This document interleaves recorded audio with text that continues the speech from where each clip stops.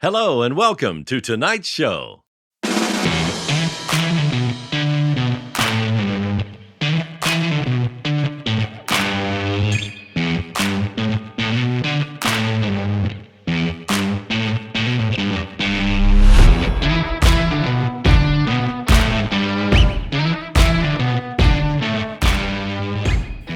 Welcome to episode 167 of On the Bench, the podcast for scale modelers by scale modelers, all about scale models. And this show is being brought to you by Greg Williams, our latest Patreon supporter.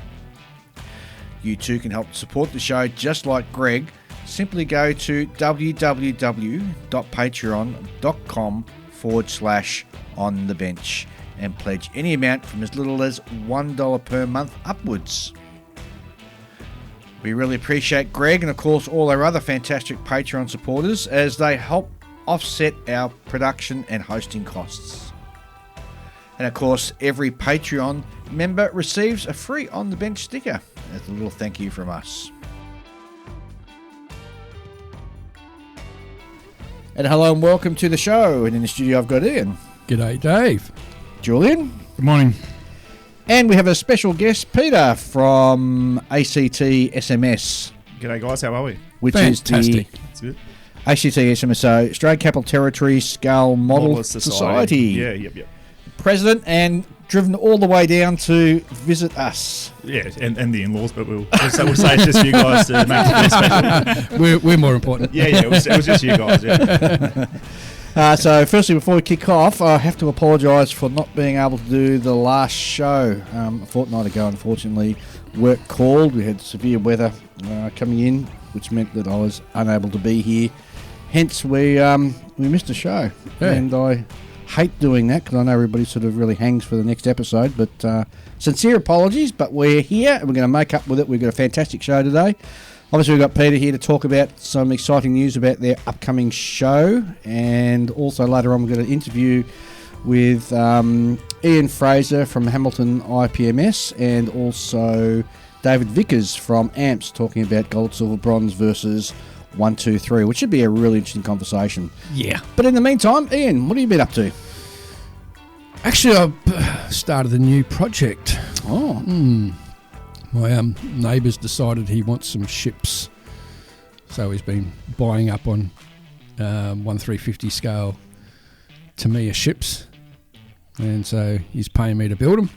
So the first project is the Missouri out-of-box Gulf War fit-out. Shake and bake. Shake and bake. So yeah, for the last few weeks I've just been plodding on that. I'm about up to painting stage. Yep.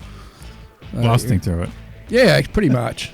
Since there's no detail sets going in or anything, it's just Straight out of the box. straight out of the box. But it's not shake and bake because it's an old kit and it's got lots of gaps. Oh, that's a shame. And it's got a really small photo etch sheet of that really crappy stainless steel photo etch.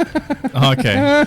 And like the main radar, Yeah. they want you to bend it in about 6 or 7 different positions, and it's like, yeah, you got to bend it as a curve, Yeah. and then you got to bend it curved the other way with stainless steel. Yeah. Yeah, You need to anneal it first. yes, what I've been doing, and even then, doesn't want to budge. No. You bend one way and you get that shape right, and then you go to the opposite bend, Yep. and that's when it impressive starts shit, though. flatting out again. So I might have to get one of those jeweler's bean bags. Oh, yeah. I just use the palm of my hand. I find that works. Yeah, but I thought a little jeweler's bean bag and Yeah. maybe a large ball bearing. Yeah, Just yeah, roll yeah. it. Yeah, cool. But yes, I've been fighting around on that. An impressive ship, bud, isn't it? It is, Yeah. especially since it was only a year ago that we were actually walking on the deck of it. Yeah. And then just look at it and go, oh yeah, I remember this section of it. I remember that. But then I got it out and I put it next to my Verifier Missouri. Yeah. And it's chalk and cheese. Oh, really? Oh, the Verifier kit is just so much better. You got to build that one day. One day, yeah. But that's and it just shows the different leap in technology. We missed a golden opportunity to build them side by side. Yeah, well, Nah. Who builds shit kits side by side? You'd have to be crazy to try that. But just to see the difference between the 45 fit out to the 91 fit out, like the 91's got 4 phalanxes that do the job of probably 100 AA guns that they used to have on it in the 45 fit out. And it's just so much less work to do. Julian, what have you been up to? Working on my car kits. So yes. Yeah, so what happened was on the 2 kits that I painted, I had I hit them with the 6000 grit to get towards polishing. Yep. And then I burned through the paint in a couple of areas, very, very, very small areas. So then I touched those up, and did my clear coat over them again, and that's I employed what I've seen Will talking about. Yep. Will Pattinson. Yep. So he's been talking about the way you're supposed to lay down a gloss. Which is, you sort of almost mist the stuff on first, you wait a couple of minutes, and then you do a wet coat. Correct. And he said that it should be on the edge of sagging, running. Yeah. Edge of running. Yep. And so I thought, well, here I am painting clear coat, so I may as well try and put that into practice. What clear coat are you using? I'm using the Mr. Hobby GX100 Super Clear 3 stuff. Okay. And it came out really well. Oh, did it? Yeah, it really came up. Oh, so Mr. Patterson knows what he's talking about. Oh, I know that he always does know what he's talking about, but there's quite a gap between him saying it, and me doing it. Yeah. Right. Yeah. Because sometimes you're just I'll just do it the way I did it last time, except maybe a little bit better. But this time I actually followed his thing. Also there's a gap between what he's saying and me putting it into practice. In that I'm relying on what I think being on the edge of running is. Yeah. Because you don't actually want to go. It's not like you can just take it to running and then dial it back a little bit. Sure. At that point, it's already ruined. Sure. But see, I've got enough experience of laying down clear coats with a spray can to know what too far looks like. Yeah. And what it looks like just before that point. So I knew how far I could go. And what's the car you're building? I'm building 2 at the moment. I'm building. Well, there's other ones that are sort of in the pipeline that I forgot were in the pipeline. But at the moment, I'm mostly building the Alfa Romeo, and I'm building the Mazda Miata MX-5 thing. You're writing your cars at the moment, aren't you? Yeah, I know. Nothing wrong with that. And do you realise that you are the nominated person to do Musaru Cup this year? I realised the other day when you wrote that on Facebook because I'd forgotten. So we've received the kit. Mm-hmm. We're not allowed to open it until the 1st of August. So I'll give it to you to take home. How long do we have to build it? I don't know. The instructions are in the box. Oh, okay. Apparently. And I've just started a new Facebook page called Musaru Cup so that people can follow everybody building. So how big's the box? I don't know. Just yay by yay. It's light. It feels light. Okay. Oh, it's a model kit. That means the instructions will be, you need to scratch build this. Here's some sheets of styrene. Well, it'll be interesting. Bit of wood to whittle. It'll be interesting to see what the rules are this year, because last year it was strictly out of the box, and I'm wondering if those rules have been changed so you can do whatever you want. So we'll have to wait and see what the instructions say. And Okay. Well, that means I should make a move on these car kits. And yes, really you better get a wriggle on. Clear because I got to get the cars done by October. Yeah, I don't want any conflicts of time. So I have to get a move on. Yes, you do indeed. I did, yeah. So I with the car kits, I did, and the gloss came out really well. It was practically ready for polish. I didn't have to do any kind of 6,000 grit stuff. So yeah, really impressed. Cool. I'll be doing that. So checks in the mail to Will? Yes, for sure. I mean, don't get me wrong. I as soon as it came out, I sent him a photo, and he's like, "Yeah." I'm sure he's always happy when people take his advice instead of ignoring him. Peter, Hey, what you been up to? modelling wise, Yeah. I had a pretty busy start of the year with work and a few things. So, just recently moved from Canberra to Wagga as well. So, just got back into it last sort of probably four or so weeks, just to get the juices flowing. I guess I quickly knocked out a couple of 1-350 submarines. Oh, very nice. Ah, which ones? Just a couple of song class and a kilo class. Yep. Oh, yeah. A couple of a Chinese one or both Chinese really, or Russian one, the kilo. Well, the Chinese be a copy of a Russian anyway. Yeah, exactly. Just to kind of got a new spray booth, which is a bit of a fancy one. It's got a waterfall curtain and everything, so it takes the fumes and everything out of the room, which I got from the waterfall States. curtain? Yeah, a bit like your proper spray shop sort of one, but they've How big is it? 60 centimeters wide, probably about 20 or so deep. I'm trying to remember the brand off the top of my head, but I got it from the States, and no fumes in the shed anymore, or where I build. So, does it float in the house? What's the fun in that?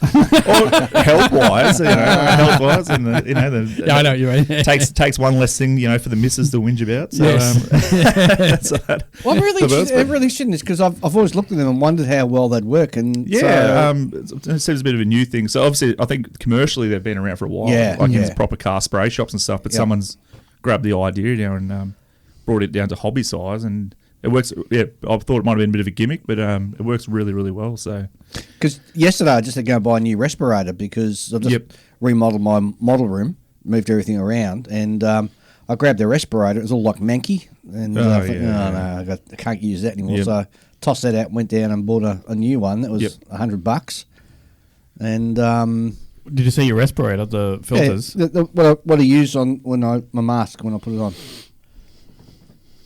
When I spray, I put a mask on. Don't you do that? I do, but I have a proper thing. So do I. From 3M. Yeah, that's what I've got. With the you just change the out cartridges. Yeah. Okay. Yes. Yeah. Well, when I bought it, I just bought extra cartridges. No, but what I'm saying is the old one I had, it was all manky on the inside, and I must have. Oh, you replaced the whole mask. Yeah. Okay. Well, that's weird. Well, no, because the elastic as well had sort of gone. I think I might have spilt some solvent on it or something because all the elastic all was perishing. And okay. Yeah. I don't know. So I went and bought a whole new thing. So now my lungs are all protected and safe. Mm-hmm. Yeah. Good. Too light up another durry. To light up another cigarette. It's a bit of a counterintuitive process. I've got to figure out a way of using these masks so I can smoke at the same time. Just drill a hole in the end of it. Yeah. Other than that, back into a Leopard 2, which was kind of on the backburn because but in the moving process, but they've got to be done by ScaleACT. So there's a group of us that have got to produce Leopard 2s, by ScaleACT. I think you have another one of those individuals in a couple of weeks on the show as well, Ben Clayton. Is that a group build for the show? No, just a group of friends, build. Okay. So Right. What kit? Any Leopard 2. So. I'm doing doing the Mang Leopard 2 hull, but I've put in the tack on marksman turret on it to do a finish anti-aircraft one. So. Okay. Yeah, it's a little bit interesting. Yeah.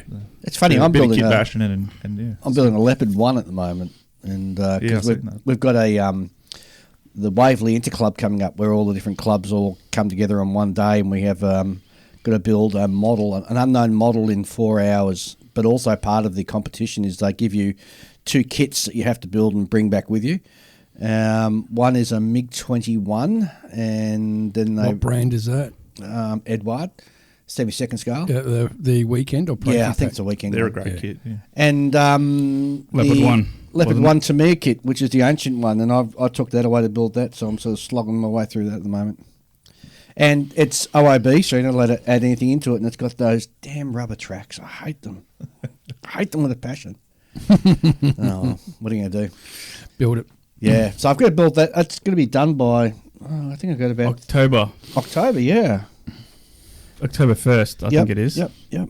That's why. Because part of the event is also just your club puts in, I think, was it two armour 2 aircraft, 2 aircraft, 2 cars, and 2 miscellaneous. Well, it's like 2 civilians, so it can be bikes as well, I think, for the cars. Yeah. Yeah. So we used to have a guy in the club who used to do all the car kits, and now that's fallen on me because he doesn't attend the meetings anymore. So I'm happy to do them because I'm into cars at the moment. Yeah, it looks that's like what sort of got me down the car route. Very nice. And the only other news I've got really for us is that we are not only going to Canberra this year, but we're also heading across to South Australian Scale Model Expo in 2023, which is going to be Saturday the 7th and 8th of October. The location is the John Dunning Centre, Prince Alfred College. How do you say that? Deckwittville Terrace, Kent Town? Anyway, just go to the website, which is www.sapma.com.au/expo, and that'll give you all the stuff. And as I said, I'm going to be there. Ian's a bit whether you're going to be there or not. Yeah, not too sure yet. And Julian won't be there. No, but I'm considering coming to ACT. What do you mean considering? You should be coming. You've got to be going. You didn't come last year. Yeah, but I initially thought Mind you, we didn't have room for him last year. Well, that's true. I thought I had some prior commitments on, but it's recently freed up, so I should be able to go. It just comes down to if everyone's already booked everything or not. So Cool. I need to catch up with the rest of the club and see like who's going and who can I go with and blah blah blah blah. All right. Well, you better get the wriggle on. But we'll be talking more about that, seeing that's why we've got Peter here, but we'll talk more about that later on in the show. Mm-hmm. In the meantime, let's have a quick break and hear from our sponsor, and we'll be back very shortly. Hi, I'm Scott, the creator and owner of the Scale Modeler Supply, Australia's largest manufacturer of hobby paints. Our premium airbrush-ready acrylic lacquer paints are designed specifically for use on plastics, with a comprehensive range covering all popular modelling subjects including military, aircraft, rail, auto, sci-fi and more. And not only that, but we also have a wide selection of essential hobby tools and now, infinite colour, and new range of water-based paints for miniatures. So to check out our range and to find your closest retailer, please visit our website at scalemodeler.com.au. So when quality matters, choose SMS Paints.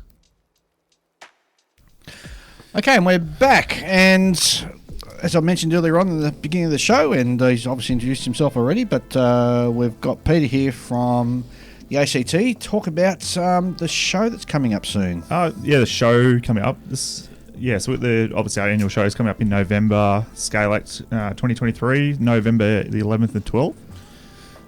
At brand new venue, Thoroughbred Park, which is on 1 Randwick Road, Lynham. Which we're pretty excited about. So those that have been to visit our show before at Caroline High School, parking was getting a bit of a problem, and pretty well being able to expand and stuff. We're pretty much at the limit of being able to, I think, use that facility. So moving across to Thoroughbred Park, we're looking forward to it. We've got 1,400 car spaces, a lot more accessible for traders, etc. More food options on site, ATMs on site, and just generally, obviously the big things are space. Still easy to get to for people visiting. It's, as I said, it's not right in the middle of town or anything like that. Parking on site, etc. So exciting for that. We had a great time. We were there last year, and awesome. We're so excited about coming up again this year. Yep. And I've even managed to talk some of the guys of my local club, so they're coming up this year as well. So, excellent. And Canberra's such a beautiful place to go. You've got so many eateries and everything there, and fantastic sort of pubs and everything. That burger and joint was awesome. Plenty of food places. Yeah, there is. We're probably looking at putting a dinner on again on the Saturday night. I know you boys went to that last night. Yeah, it we was did. good. Yeah, A succulent Chinese meal, and had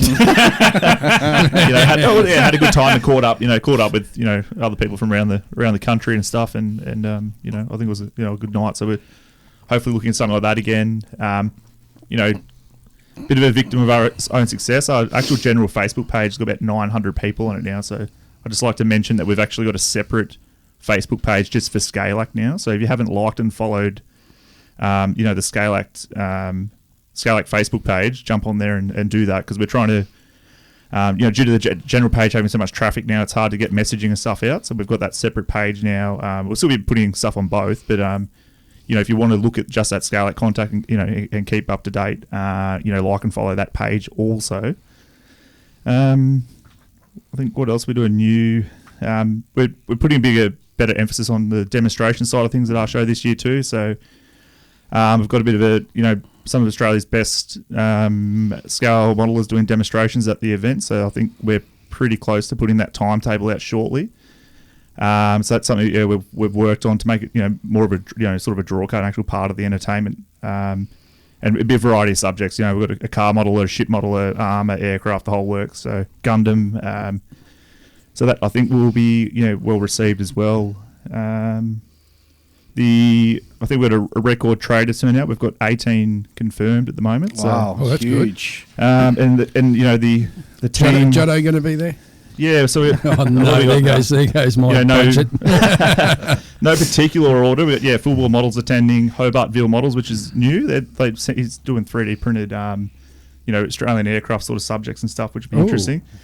Kookaburra, which I think Dave mentioned, is on the peninsula here now. Yeah, so it's a new hobby store here in Victoria, down in Hastings, and great little hobby store, and I'm really excited that there's a new one opening up, so that's fantastic. Yeah, Just Planes, Star Hobbies, Kerry Models, Spec Mods, which is Juddo. Yep. Canberra Hobby Centre, Platypus Publications, Firestorm, The Scale Modelers Supplier, Scotty, which is he's huge on supporting everyone really. Oh yeah, great bloke. Yep. Model Nerds, Ronin Games, Burford Tools, Hawkeye Models, Runway 13, Toy World Canberra, and Horizon Models. So that's confirmed at the moment. And David, you see Dave's eyes just burst out. So like Tony from Horizon, I wonder if he'll Good. have examples of his new rocket kits there. That'll be interesting. Yeah, he does. He said to be back into it this year. So he went quiet for a bit, but he's back, which is good to see. So. That's probably the other. I think another thing which was well received the last couple of years too is Achievement Unlocked, which is kind of an area where people that haven't entered a competition before might be a bit nervous, all that sort of thing. They've got their sort of own categories, like an entryway into competing. So the last few times we've run that's just growing and growing. It's probably our largest growing category, which is great to see, and it's getting people, I guess, across that initial bit of participating, which is fantastic. And I'm so glad you're doing that, because we caught up with a guy who, based on, because we're always rabbiting on, just enter a show. Yeah, yep. And he said on the strength of listening to our podcast, he actually entered ACT last year for the first time. Yeah, it's excellent. And he had an absolute ball. He said he didn't come anywhere. He didn't win, but he said it was just, it popped his cherry, and it was just really great to see. And it's great to see that you guys are sort of facilitating that. Yeah, so that's what we're trying to do. Like trying to we pride ourselves on trying being the friendliest show in Australia. That's our goal. Friendly, welcoming, and we can't provide and promise everything, but getting in, helping our visitors feel welcome, make it warm, all that sort of stuff. So it's at the end of the day, we all have a great weekend. That's the first objective. So, and our main objective. So. Which is good, and like I said, we're chatting before on the earlier part of the podcast about Gundam, and that's growing as well. We've recognised that by adding a few more categories there to try and cover off on the world of Gundam to try and encourage more there, which hopefully get some more junior people in. So it's gone really well. The team that are doing that, so us as a committee, we have a subcommittee that runs ScaleACT, so. And just talk a little bit about your club itself, because you have to have perhaps the largest club in Australia with your membership. We do. We're getting close to 150 members now. So that's a good. Yeah, it's a good amount. And that's and we have some exciting things probably coming later in the year that we can announce as well, which will hopefully so it's all about modelling, promoting modelling, and harbouring what we all love to do. So we'll hopefully we've got a bit of an amateur YouTube channel sort of going now. If you want to jump on and find that as well.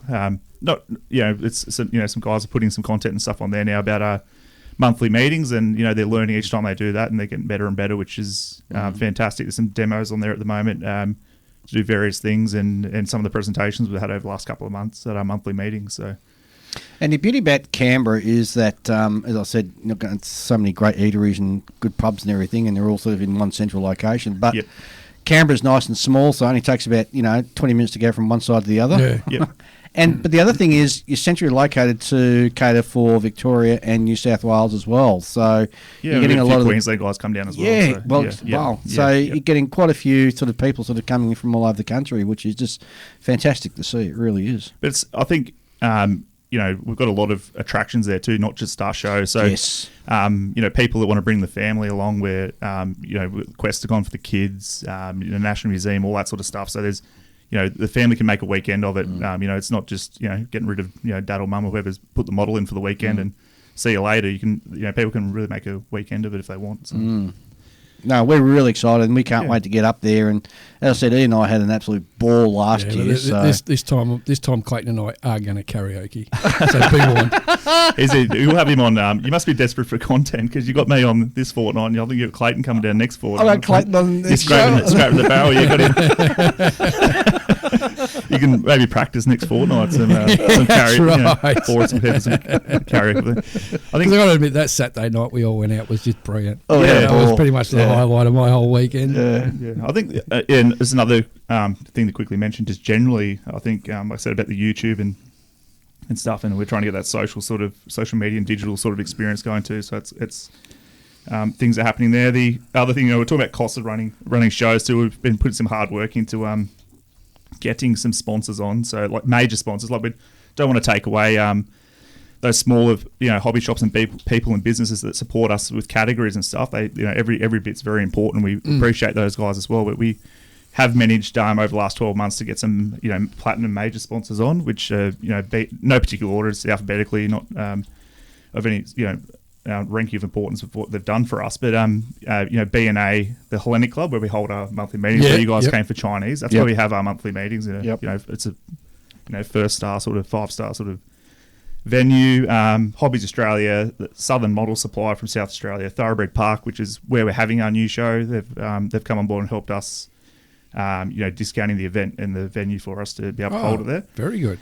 So, thanks to those guys. The Scale Model Supply, again, Scotty, he's just been fantastic for us. And, and our local, huge supporter locally is Peter McLeod from Toy World Canberra, which he's got an online site and stuff now too. But they've come on as platinum sponsors. So they've, without them, and what that's allowed us to do is not increase membership fees to have an event like this.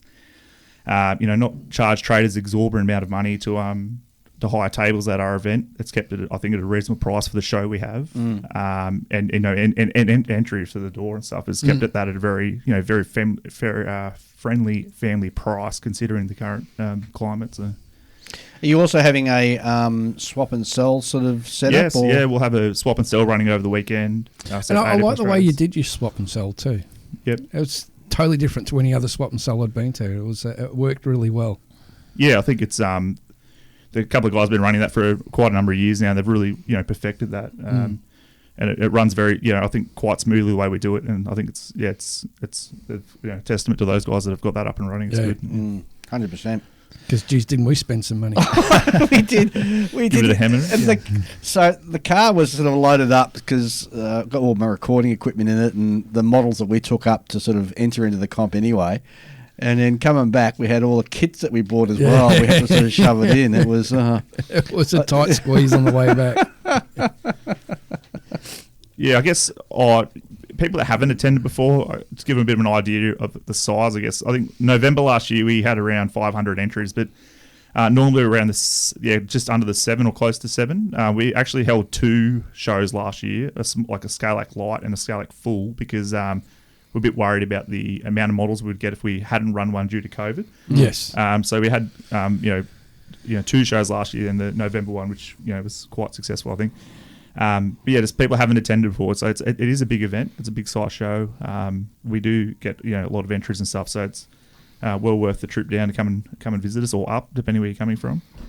And just for juniors, all juniors that enter get an encouragement prize too. So we're excellent. Any young ones out there want to come along and join in, very cool. Yeah.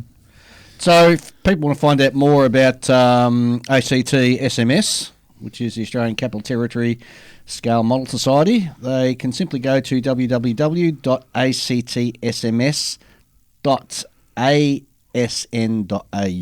Yeah, correct. Yeah. Or just pop it in Google and it'll find it there. ACT SMS as the acronym for Facebook, and yes, ScaleACT is the same for Facebook. So, and also YouTube. So, jump on and it's free to like and follow the pages and jump on and get involved and see what everyone's doing. There's plenty of chatter and stuff on there if you want to have a look. So. And your 51st year this year. 51st year, yeah. We've been around for 50 years, so we've been growing from. Well, no, I've got the cup.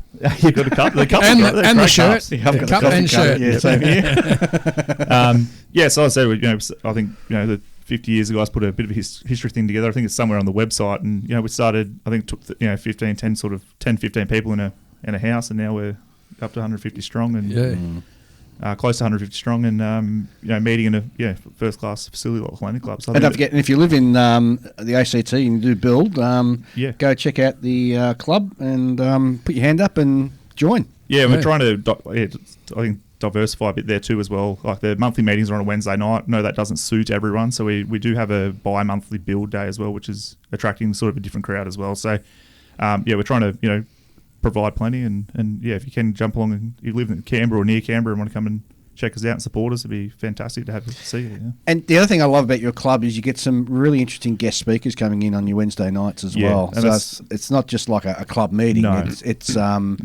a full-on sort of experience. Yeah, we have. Yeah, that's the other benefit, I guess, being in the ACT. We've had people on like the head of the F-35 project come in and chat about what he can about that sort of thing, and another it's just an example of what we. Plenty of sort of speakers. We've got historians from the war memorial come in and talk about stuff we've got there and stuff. So it's we are lucky, and that's what I said. With this YouTube and with their permission, we're starting to get some of this out for everyone as well. So fantastic, brilliant, isn't it? Be there or be square. And what were those dates again, Peter? Hope to see you all on Saturday the 11th of November and Sunday the 12th. But Friday is also set up. So it's a weekend event. We hope to see you all then. We welcome you all to come. Well, Ian and I will be there on the Friday. Yep. And this time we're not going to drive home on the Sunday night. We're driving home on Monday. Big day, it was a huge day. It was a huge day to get home to about 1 a.m. And then had to go to work the following morning. So we're being a bit more smarter this year. So we're really excited. We can't wait to be up there. And, of course, we'll be recording from there as well. So don't forget to come up and say g'day to us. And looking forward to a really fantastic show. Definitely. Excellent. Terrific. Well, let's have another very quick break, and then we'll have a look at some listener mail. So we'll be back very shortly. Hey everyone, it's Chris at Inside the Armour Publications. I'd like to tell you about what I've got going on at ITA pubs right now. First, I've got a huge restock from Tetra models, including the Coyote TSV, Jackal 2 and M1278 Heavy Guns Carrier PE sets. The Akagi PE set for the 1700 Hasegawa kit is back in stock. I've got new stuff coming from Wingsy kits, including a restock of their ever popular BF109s. And also I've still got plenty of copies of Models for Ukraine Volume 2. Please do buy that if you would like to help with humanitarian aid for Ukraine. In addition, I've also got the F4, 148 and 172nd decal sets for 13th TFS at Udon Air Force Base in the late 60s, which are fantastic for your 172nd or 148 Phantoms. So head on over to InsideTheArmour.com or check out ITA discounts on eBay to find out more about these great products and how you can get your hands on them.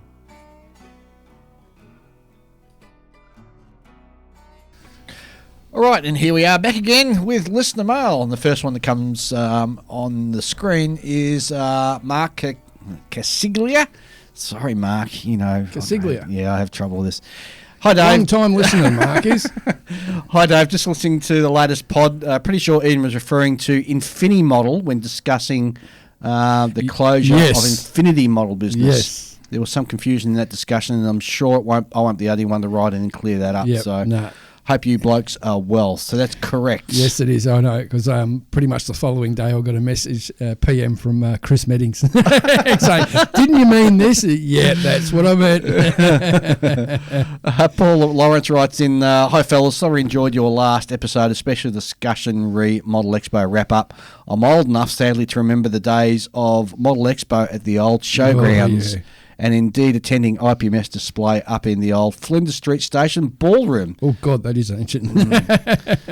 So what did I make of the 2023 show having been away for 7 years? First up, I was very disappointed that the Sunday swap and sell only went from 10 a.m. to 12 p.m. 2 hours only for a 40th anniversary event. Surely it should have been extended to cater for younger modelers looking for a bargain or two. Also, first-time visitors would have been confused at the location of the swap meet. Signage was sadly lacking. Secondly, thank goodness for all those folk who posted great photos and videos on the web. Due to inferior lighting and display tables requiring much bending, I couldn't appreciate the superb work and detailing of all the modelers that had put their entries on the table, especially the figures and vignettes. Next, in my humble opinion, I believe better signage for all categories would help visitors locate the areas of interest. Something like mock-up street signs, for example, maybe A3 posters with category. And retailers' locations could be displayed at the end of each display area.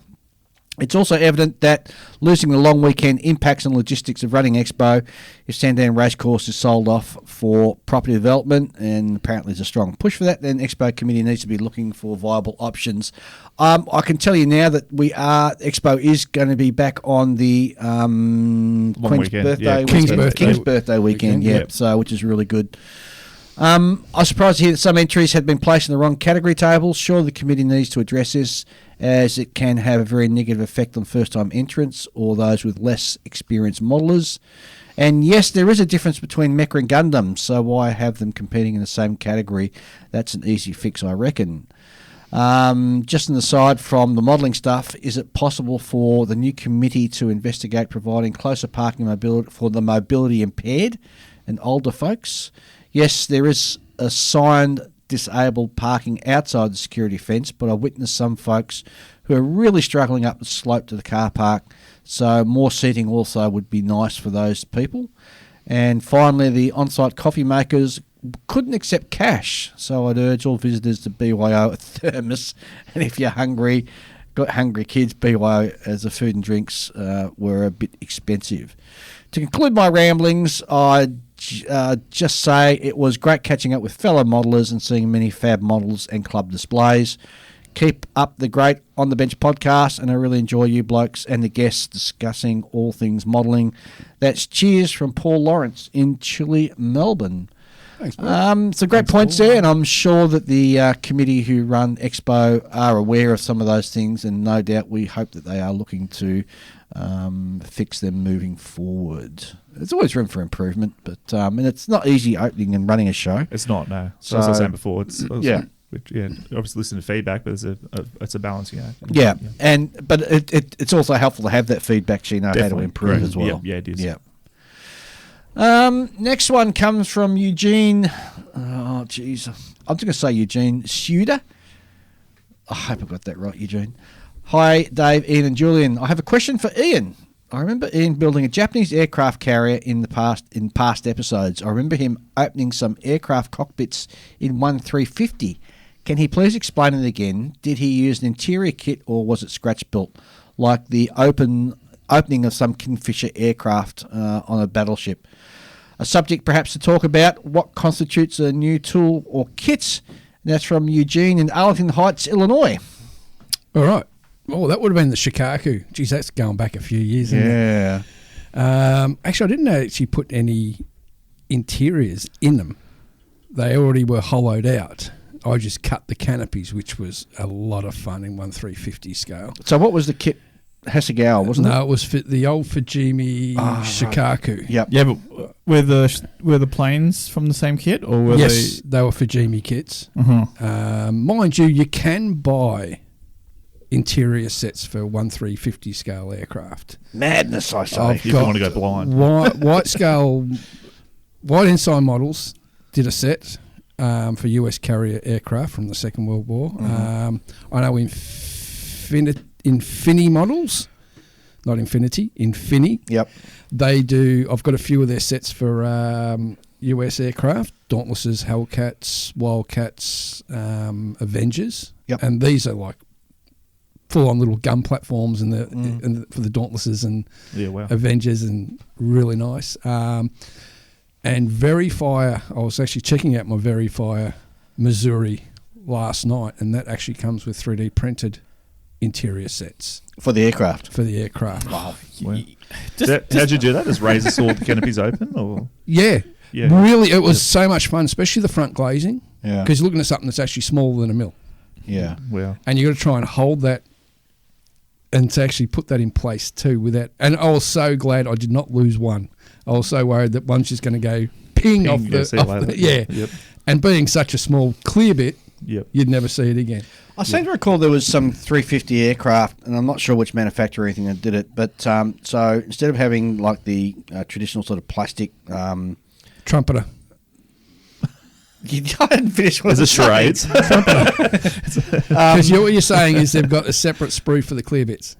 No, not only that. There was it came with PE, so you can do the cockpit in PE, like the glass bit. Oh, yes. I know the Verifier. I'm pretty sure it's the Flyhawk? Flyhawk. Flyhawk, Yes. yeah. Flyhawk, yeah. And I'm not a fan of that. Yeah. I'm not a fan because most aircraft canopies are rounded, and the way they ask you to bend that, to bend the photo etch, you end up with like angled bits everywhere, and you can clearly see there's no glazing. Yeah, I know. It's a way of getting around. Because you use some of that new. What's that? I think a couple of brands brought it out. It's like that sort of. I don't know. It's like super glue. It looks like super glue, but it's not, and it just dries clearly. Oh, You know what I mean? Maybe you could like fill it with that once you. Crystal clear. Crystal clear or something. clear, Yeah. yeah. So you'd bend your etch and paint your plane and everything, and then jam that in there when you're and dry it off when you're. It might be the case where you can just sort of bridge it across like a film, and it just clings there. You know what I mean? I was actually thinking the same way, but actually using just clear resin and a UV light. Yeah. Lots of ideas. Basically, if you do the frame, you just mask the outside of the frame to hold the resin in place, and then you just put a very thin film. Yeah. Hit it with the UV light, let it cure. Peel the tape off. At 1350. Yeah. Eugene, all I can say is make sure you got a good pair of optivisors. Yeah, and you're really good with tweezers because bits will go flying. Another word of advice: Clean when the you're floor working before on you start. when you're working on such small bits, work inside a box. Yeah. So if anything does ping and go flying, you're going to find it. Yeah.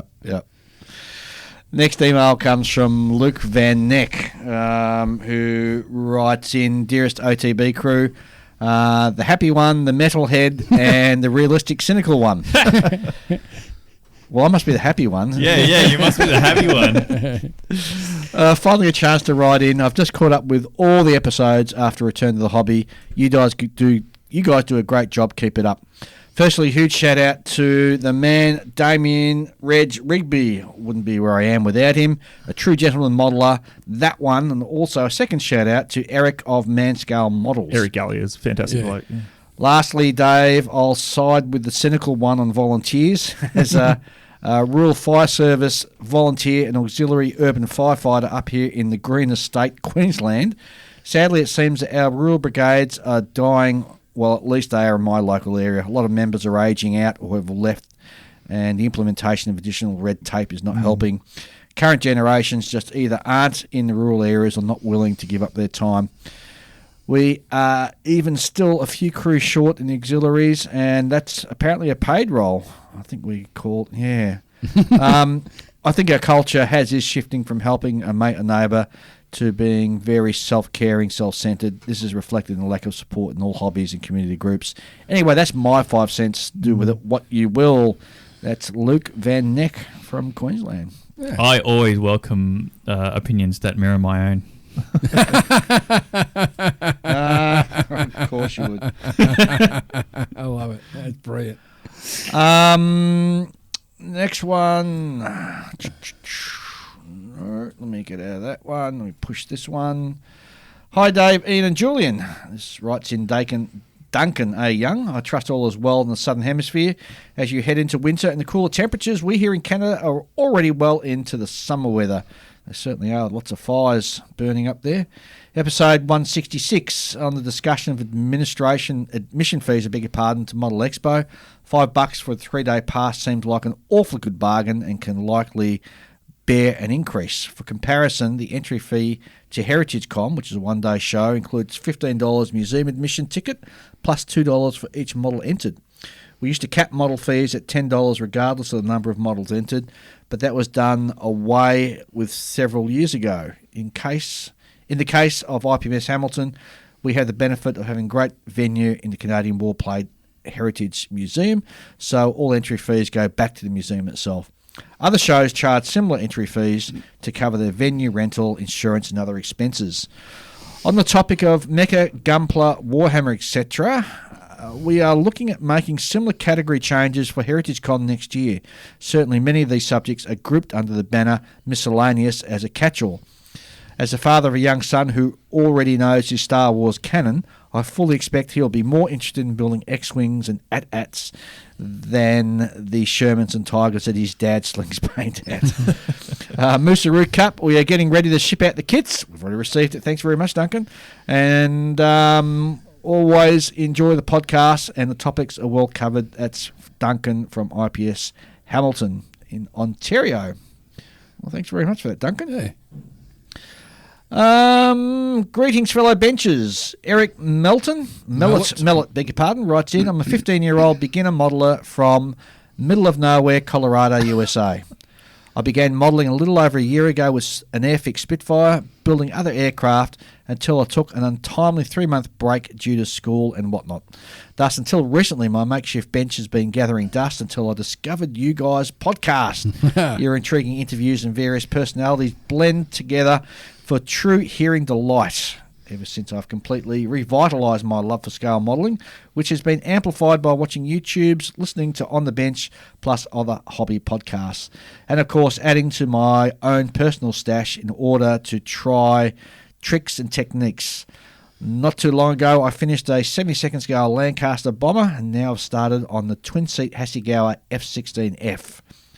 Otherwise, I'd like to congratulate you all for coming up to the fabled 172nd episode, the significance of which can be understood in the number's infamous scale reference. In his case, 172nd scale is his personal creme de la creme, and can't wait for what's next. You're all truly inspirations to me. Cheers from across the Pacific, Eric M. P.S. You may have heard of this phrase before, however, I'd like to hear Aussie opinions on it. Are Australians just British Texans? Happy 4th, mates. Shots fired. I have heard that be one before. Yeah. There are parts about it that I agree with and parts that I kind of disagree with. But we get on really well with a lot of the guys from out that way. Yeah, we do. Very similar mindsets. Similar mindsets or the accent? I don't know what he's going with there. But. Not the accent. Yeah. It's sort of like the mindset. We're the sort of yeah. rough-headed sort of counterpart. Us to the British, and then in the same case that the Texans are to the rest of America. US. Yeah. Right, I got it now. Yeah. Thanks for writing, Eric. Appreciate that. Yeah, and really keep building. Yes. Enjoy you. In fact, I was thinking, because this sort of triggered me, this email. Dave's been triggered. Rank. This is episode 167, so for episode 172, we should devote that episode to 172nd scale aircraft. Oh, ships. Or ships. Or how about 172nd scale, full stop. Yeah. If it had been smart enough, episode 135 and 148, we should have done the same for that. Oh, wasn't smart enough. Opportunities missed. Yeah. Sigh. Need a new PR manager. Yeah, we do. David Waples writes in, good friend of the show. Today I came across and thought I would share with you. There's been a lot of wood decks, but now 3D printed wooden decks. Wow, right. This is for the Hobby Boss 1350 French battleship. The Dunkirk. I think this is the first time I've seen a ship deck printed on 3D decal. It's an interesting idea. I guess it's going down the same path as that Quinta stuff. Yeah, I think so. Like cockpit decals and etc. And they're starting to branch out to what I see. Quinta have done like this. The thing is, do they replace the deck, or are they like the wooden decks you apply on top of the existing? Because my main concern is, and that's the one bug I have. I love wooden decks. I prefer to put them on all my ship models. You're talking about real wood. Yeah, the laminated wood, the sticky undersurface. Yep. they raise the height of your deck, and that's my bug, because you end up having a step, It's unnatural, yeah. which is unnatural. Yeah. The best way around it would be to basically cut your deck away and replace your deck. Yeah. But Time's money. time and cost, Yeah. it'd be a huge Sanity. difference. Yeah. Like that Missouri I'm working on at the moment, that's the old Tamiya. It's raised panel lines for the wooden deck. But that, it's like a 3D decal, so it's just like that Quintus stuff. Just Yeah. I would hope that Fine. that shading effect isn't actually on it, because otherwise it sort of looks like your deck would be cylindrical. Yeah, gives you that curved look. I think that's just giving the shadows. So it's around the superstructures. Yeah. Yeah. No, because look, it's lightest all around where the superstructure is. Yeah, true. don't know. I'll have to see one in real life to actually make it. But thanks for for showing us that, one, Dave. Yeah, That's definitely. really good.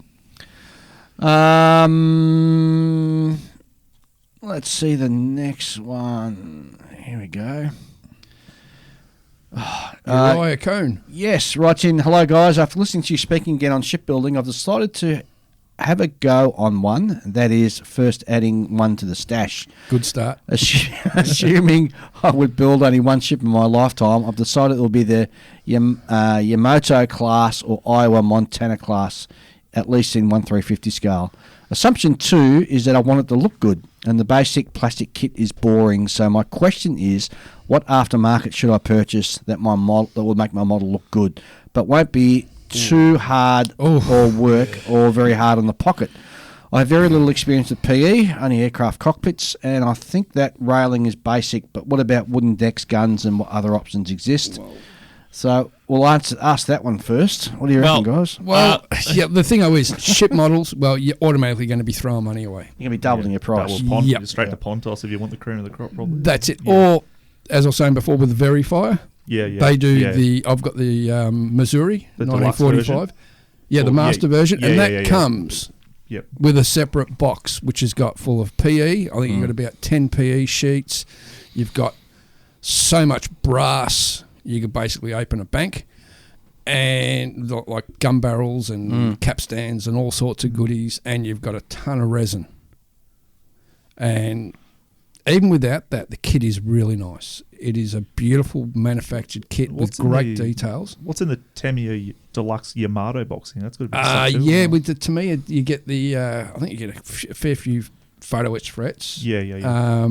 You get the railings, but the railings are all posts, and then you got to thread the wire through. Oh my god! Yeah, that sounds like fun. Yeah, no, it doesn't. So yeah. Honestly, if you're gonna one of those two, yeah. If you're gonna get into a 1/350 ships, don't tackle a battleship or an aircraft carrier first. Yeah, you're gonna kill yourself. Go for a destroyer. Yeah. Tamiya makes some nice little Japanese They make some destroyers. nice little Japanese destroyers. Dragon makes some nice destroyers. US destroyers. Yep. And you can still buy them at a pretty decent price. They're not going to break the bank. Or indeed even go for a modern ship, so you haven't got too much radar or railings around to worry about. Yes. Yep. You can pretty much build them without railings, and there's very little rigging required. Or do what I did. Build submarines first. With the you've got very little experience with photo etch. Yeah. Well, you build one ship with some proper photo etch, and you'll get good. Yeah, you'll get good very quickly. You'll get good, or you'll smash it against the wall. Yeah. Yeah. You'll just get enough sort of repetition and familiarization with it in like that one model that you won't have any fears of photo etch anymore. Come face to face with your fears. Yes. Anyway, if you're not into photo etch, look how many 3D printing companies now do accessories. Oh, look, you can buy nearly anything 3D printed now for ships. The main problem with photo etch is that it's just a lot of small stuff, right? Because other than that, it's just origami. You're just folding things, right? Yeah. But the other thing with photo etch too is photo etch. One of my things I despise about photo etch is when a lot of these companies bring out like the 20mm olicons in 1/350. Oh, and it's flat. Yeah. That's where 3D printing is all over it. Hang on. So why not just spend the extra $20, and get a master set, which comes with the proper brass pedestal, brass turned barrel with a freaking hole in the middle of it. I guess add it, like, I don't know if he's got his heart set on doing one of those too. It's probably the deluxe version of the Jamie Amato or the Verifier. Yeah. That's an expensive kit though. But they're both expensive kits. What, $300-400 each? Oh, easy. Yeah. Like for little guns and stuff like that, I feel like 3D printing's just better. Yeah. Oh, And then just, stuff where photo etch can't be beat is things like railings and stairs. Stairs. Absolutely stairs. Oh, stairs. Yeah, I love photo etch stairs, especially the ones where you actually have to bend the individual stairs. Yeah, of course. And they just look so good. But That's 3D South printing's Korean. coming Exactly, in and it's knocking that stuff for six. And and it won't be long there before Photo etch will be the past. What's that Korean bloke? H3 models, whatever he's doing, 3D printed stairs and I know. all kinds of things. and it'll be 3D printed railing soon. Yep. That'll be, Well, consider no. Well, It's still too brittle for No, that. it's not. No. You saw that Triumph Model H I bought last podcast from Copper State Models. Maybe. How fine, like that thing, 1/35th scale, and it's even got the brake lines are printed, and they are thinner than a piece of hair. Oh, yeah. But remember, those are like that's a fragile thing that's anchored at two ends. Yeah. Whereas with a railing, that's a sheet of metal that you can just bend, and it's not too fragile because it's made of metal. But if you're talking about it as 3D printed, like that thing would just break. It'd have to be in smaller sections. either smaller Yeah, sections or they'd have to like sell it like on its own like sprue.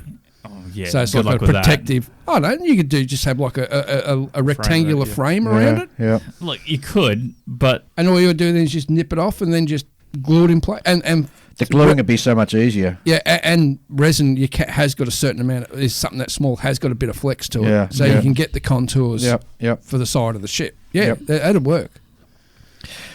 He goes on. He's I'm going to live up to my skeptical reputation. Chucking the challenge out there for someone to try. Yeah, that's it. Yeah, 3D printers, make me some ship rails. continues on. This one's for you, Dave. After you enjoyed the quality of the Italeri Hella Firebomber, this kit would be build like a dream. It's a Lego Technic Firebomber. Oh, you got to get that, Dave. Might finish it. Yeah. Maybe. So, is building Lego modelling? No. Oh, we have to have Close to 3D printing. Okay. Alan Hughes writes in, "Hi guys, started listening to your podcast over the last 2 weeks whilst on holiday in Tenerife. Geez, what a hardship. I sent some pics of my recent 1/72nd scale armour builds on Facebook Messenger and got some great feedback from you all, so thanks very much for that. Really enjoyed listening to the podcast and I love the wide range of subjects that you guys cover. I'd like to throw my hand in to different aspects of the hobby, like armour, science fiction and figure and bus. And I also recently got the 1/350 scale USS Wasp LHD. So I got a lot from your shipping podcast that you did and weathering podcasts. Looking forward to getting back to my own bench and putting on your show to listen to. That's Alan from Dublin, Ireland. Ah, To be sure, to be sure. what a great place in the world. I'd love to visit there one day. My sister's actually over there at the moment in Ireland for holidays. The Emerald Isle. Yeah. Such a beautiful place. And that's a great kit, the 1/350 scale USS Wasp. yeah. So Who makes it? Gallery? yeah, Gallery. I've got Models, like one. Trumpeter spin-off or something. Yeah, I've got Gallery. one. Yeah. Yep. It's a brand name that's not familiar. No, they. I don't know. What's with all these listeners writing in talking about how they're taking up shipbuilding? See, these guys are the quality listeners writing in. You guys don't even talk about ships that much. But he seems to be diversifying there. I think, and that's important, but as well, like the people that can model across multiple different things, I think they pick up a lot of different skills You quickly. do. You do. Yeah, because you're applying different things, and you're picking up those quickly, and then I think you know, And you can cross-pollinate cross-pollinate. Yeah, Which I I find some armour techniques Yeah. I use with doing armour you can use beautifully on A lot aircraft. correct. A lot and of armor ships. modelers, Yeah. end up becoming better aircraft modelers. But Yep. We'll throw that one in. Okay, so we got an email from Luft72, otherwise known as Chris Sieber. Sorry, Chris. And says, "G'day, David and Julian. Hope you've all been well. I'm excited to share that my first book, super detailing the 1/48 scale F-14 Tomcat, is on its way to the printers. And he's starting to pound the digital pavement to build awareness for it outside Japan. So I already had been in touch with him, and we're going to get him on the show once the copy's been released. Oh, so, cool. Oh, nice. And he's also going to shoot us a copy as well. So it'll be fantastic to have him on the show and talk about his new book, super detailing the F-14 Tomcat. Oh, it's at the printer, so it's going to be hard copy as well. Yeah. Which would be really super Awesome. cool. Definitely, yeah. And also, I see Lincoln Wright has popped out his next book, which is Lunar Combat, which will be coming out very shortly. Yes. If it's anything like his previous book, it's going to be amazing. Yeah. So we're definitely going to get Lincoln on to talk about that one as well. All right, time to find out what's new in the modelling world. But should we dive straight into it? Yeah, let's dive in. All right, no worries. So the Falcon writes in, hi Dave, Ian and Julian. Aircraft news. Copper State Models have been concentrating heavily on World War I armoured cars, but they haven't given up on aviation subjects. They recently announced on Facebook their plans for future aircraft kits. So all of these are coming, all in 1/32 scale. There's going to be a Quadron G3, which is in the early Italian service. Same again with the ANZI engine in Royal Naval Air Service. A trainer version for the US, and likely Jules Vendry's G3 that landed on the roof of the Galeries Lafayette in Paris, winning a 25,000 franc prize. Geez, that would have been a fair bit of money back then, too. Yeah, it would have been. There will also be different versions of the Quadron. There's going to be the G4, which includes the Hydrovan. Did I say that right? Hydrovan, which I presume be a seaplane. Oh, yes, that sounds like a good idea. And also in 32nd scale, there's going to be a Hanrit HD1 and a Hanrit HD2 Hydrovion. Thank you. Also hinted. Get your spelling game on. Yeah. Well, see, I've got 3 other guys sitting in the studio, and chip in. There's only yes. Also hinted at more Newport fighters like the Newport 11 and 16. And work still continues on the Hansa Brandenburg D1 Star Strutter. It's likely to be the first of several Austro-Hungarian types. So quite a bit of good news there for World War I aircraft modelers. Who needs wing-nut wings, says the Falcon. Not I. I don't often mention resin kits, but this one is interesting. Lem Kits will release a 32nd scale kit of the Kawasaki Ki-32 Mary. This is a pretty obscure Japanese Army aircraft. The aircraft briefly saw service in World War II when it bombed Hong Kong at the very beginning of hostilities. The kit is all resin, with the exception of the vac-formed canopy parts. It also includes decals, and it seems that production of the kit was made possible by the discovery of an original Japanese handbook for the type. Yeah. Civil vehicles. Airfix have re-released their old 32nd scale Bond Bug 3-wheeler. Airfix say the kit features an all-new, updated transparency sprue to bring the kit up to modern standards. Oh, you mean it's not going to have air bubbles? Though I heard that they had to create the new clear part sprue because the original one had been lost. The re-release has proven to be popular as a popular one, as they've already apparently sold out. That's interesting. Meng have just announced a 1/24th scale model of the Audi R8 LMS GT3 2019. It'll be available from October 2023. Julian? I don't care. Boom. GT3 and Giros are interesting. I just don't care about like modern Audis. I like my 80s Audis that look like boxes. Nah, if you like Audis, you like the original Auto Union. This will appeal to people. I think the endurance. The 1930s was the best when they had the big silver things.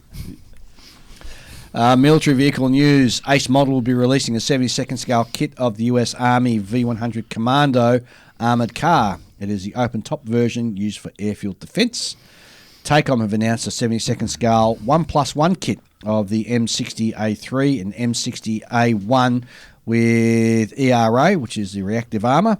And 1+1 means you get both tanks in the box. Oh, That's Yeah, really correct. Two yeah. in one I found, box. Found that out with their new drone thing that they've got built. What's it called? MQ9 or something. Yes. It's always interesting, like whenever they do a 2-in-1 or a 1+1, it's like there needs to be a clarification because most modelers will never believe that is you can build two versions out of the box, not that there's actually two whole kits in there. So it's a little bit, that's right. all I know. Maybe a bit simple. That's how I'll be confused. But, Well, the hull would be the same, just the turret would be different. yeah, but there will be two in there. They've done the same sort of wording on Right. that drone helicopter I've built. So but Okay. there's two whole kits in there. But yeah. Yeah, but I mean, also like generally modelers, they're always a bit skeptical. Like, what do you mean? What are you talking about? Is there really two kits in this box? Or are you trying to? Yeah. Because you can never really tell. Like, if there's two Just kits say in there, two. it's usually not like double the price. So you're like, is it just one overpriced kit? In 135th scale come two more Stug variants. The Stug G3 OS F late production with 7.5 centimetre L48 and a 10.5 centimetre STU H42 OS F E/F. There you go. I guess the armour guys know what I'm talking about. Especially the Stug guys. and a kind of from Tacom. They're doing a 48 scale T90A main battle tank. The kit is marketed by U-Star but was developed with technical input from Tacom. Never heard of U-Star before. Is that a new one to you guys as well? No, No, they they've do a been lot around of, for a while. mostly, I think they mostly do hobby tools, but they're starting to venture into kits in the last Yeah. sort of 2 years. But, There you go. I used to buy a lot of that. They used to do really big, fat sanding sponges. Ah, right. My impression of U-Star has always been they're sort of like the knockoff brand, you know, for like modelling tools. Yeah, I got their chisels, like their hobby chisel set, and they're really good. They've stayed sharp for a long time, and I think they've improved.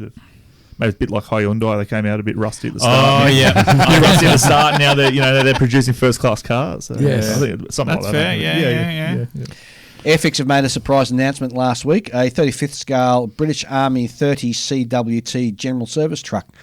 The kit is based on the recently released Austin K2Y Katie Heavy Ambulance, and there are going to be two decal options. Unfortunately, it seems that Airfix has mixed up their Austin trucks, as the truck body is specific to the RAF version, which didn't go into service until very late in the war.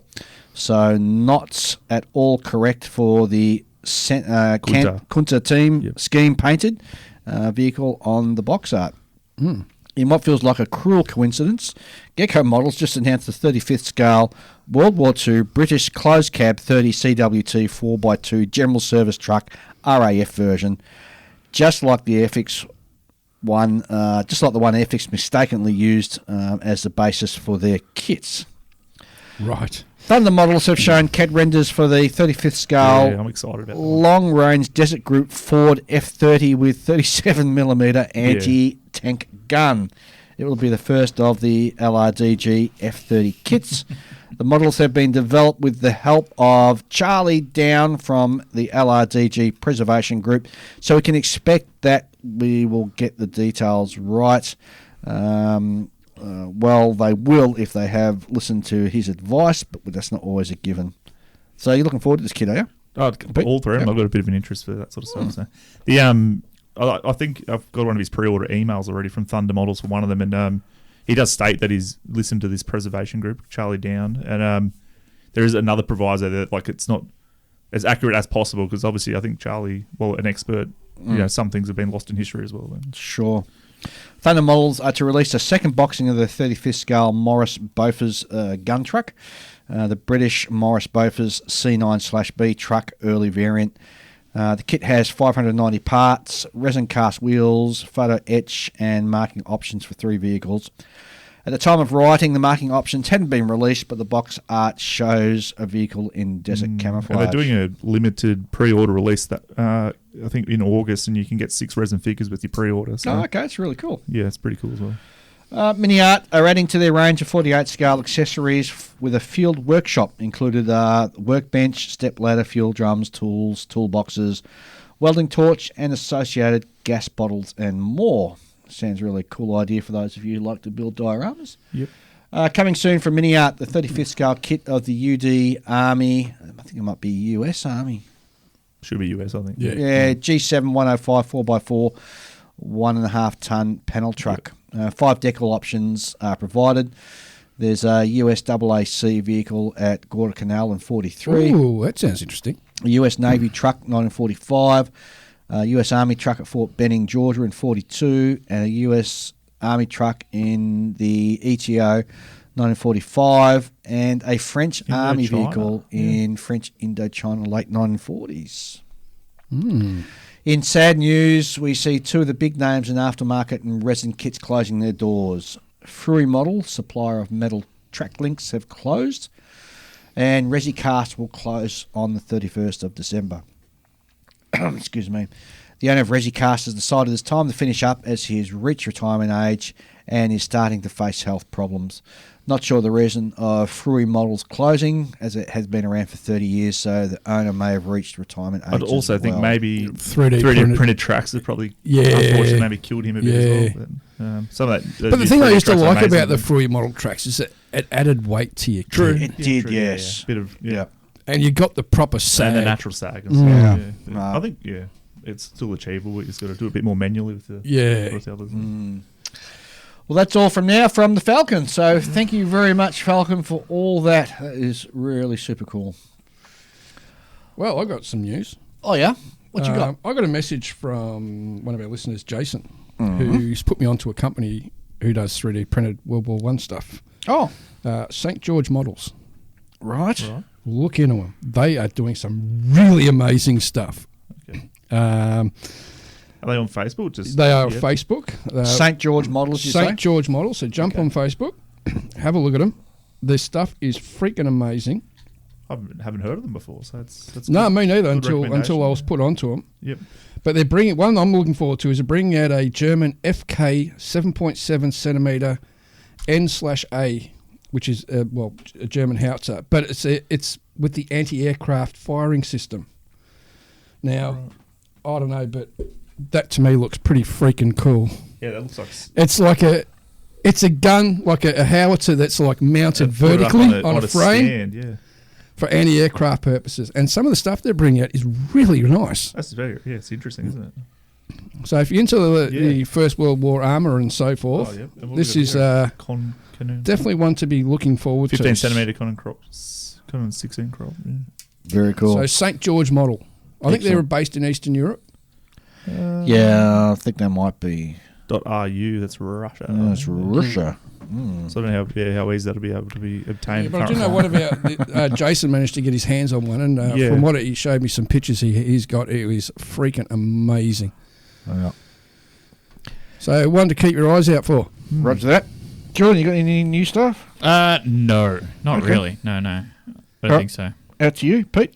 Nothing that jumps to light. Actually, I don't know if you guys have spoken about it before. Apologies if it's covered again, but there's a bloke in Vietnam that does a lot of 3D resin Australian armoured conversions and stuff, all applicable now in full kits. He's called... Well, he has to hunt around. He's on Facebook. Facebook, very prompt. Sends via, DHL or someone, so the stuff turns up. Sure, a lot of these companies now are Facebook, aren't they? Yeah, Facebook only. Yeah. I just need to find my messenger app and all. I don't if I'm going to buy something online, it'd better be from an actual e-store, because I'm just not a fan of the whole message me and then we can arrange payment. Yeah, I guess stuff. I don't know. I when I come across something like that I like, I'll just do like a very small order, like one item to start with. Yeah, and test the water, see what the process is like. And I do exactly the same. And then, it's via PayPal, so it's pretty safe. It's pretty, it doesn't turn up. You just chuck your complaint in and get your money back. But where is he gone? Yeah, that's Hobby true. Link. So don't get confused with the Japanese side, but it's Hobby Link. I'm just antisocial enough to. I don't want to message a person not working like real well in the studio, but yeah, it's Hobby Link with a space. The top one, maybe. That, and it's a white and black logo. Maybe get rid of the space. It does get confused with Hobby Link Japan, unfortunately. So it does. see if we can Here find we it. go. See if we can find it. Maybe go down to people, scroll down. There we go. Hobby Link model. No, it's definitely got a Malaysia. space. Not It's in definitely got a Malaysia? space. No, You not said Malaysia. Vietnam, didn't you? All right. Well, we'll follow. Yeah, that, well, probably. perhaps. It's it's Hobby Link Black riding his display picture with looks like a corner of a sprue, black and white logo. Right. But yeah, it does more the conversions for the AFE Club kit for the Australian Fitters vehicle, the mortar carrier for Vietnam, the wrecker for Tons of Guts. So those guys are like the military subjects, Australian.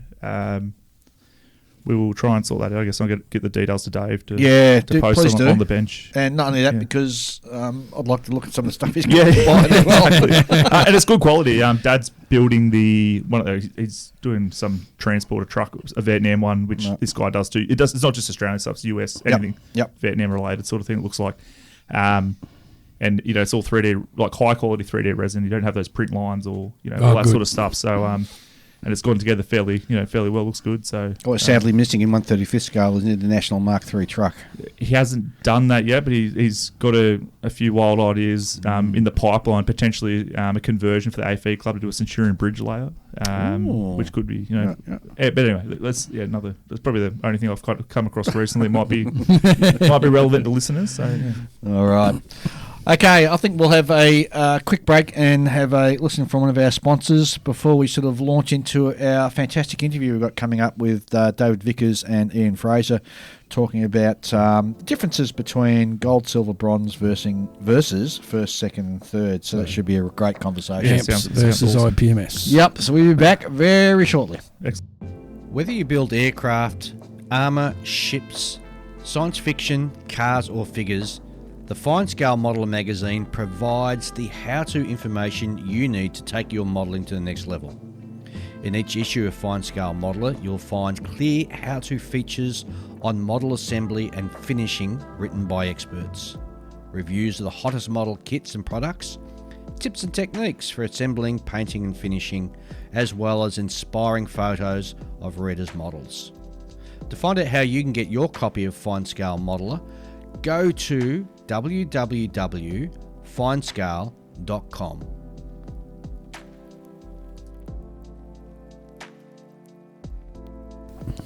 Okay, and hello and welcome to our key discussion for this episode, which is gold, silver, bronze versus 1, 2, 3. And to help us with that discussion, I've got David Vickers from AMPS. Hello, David.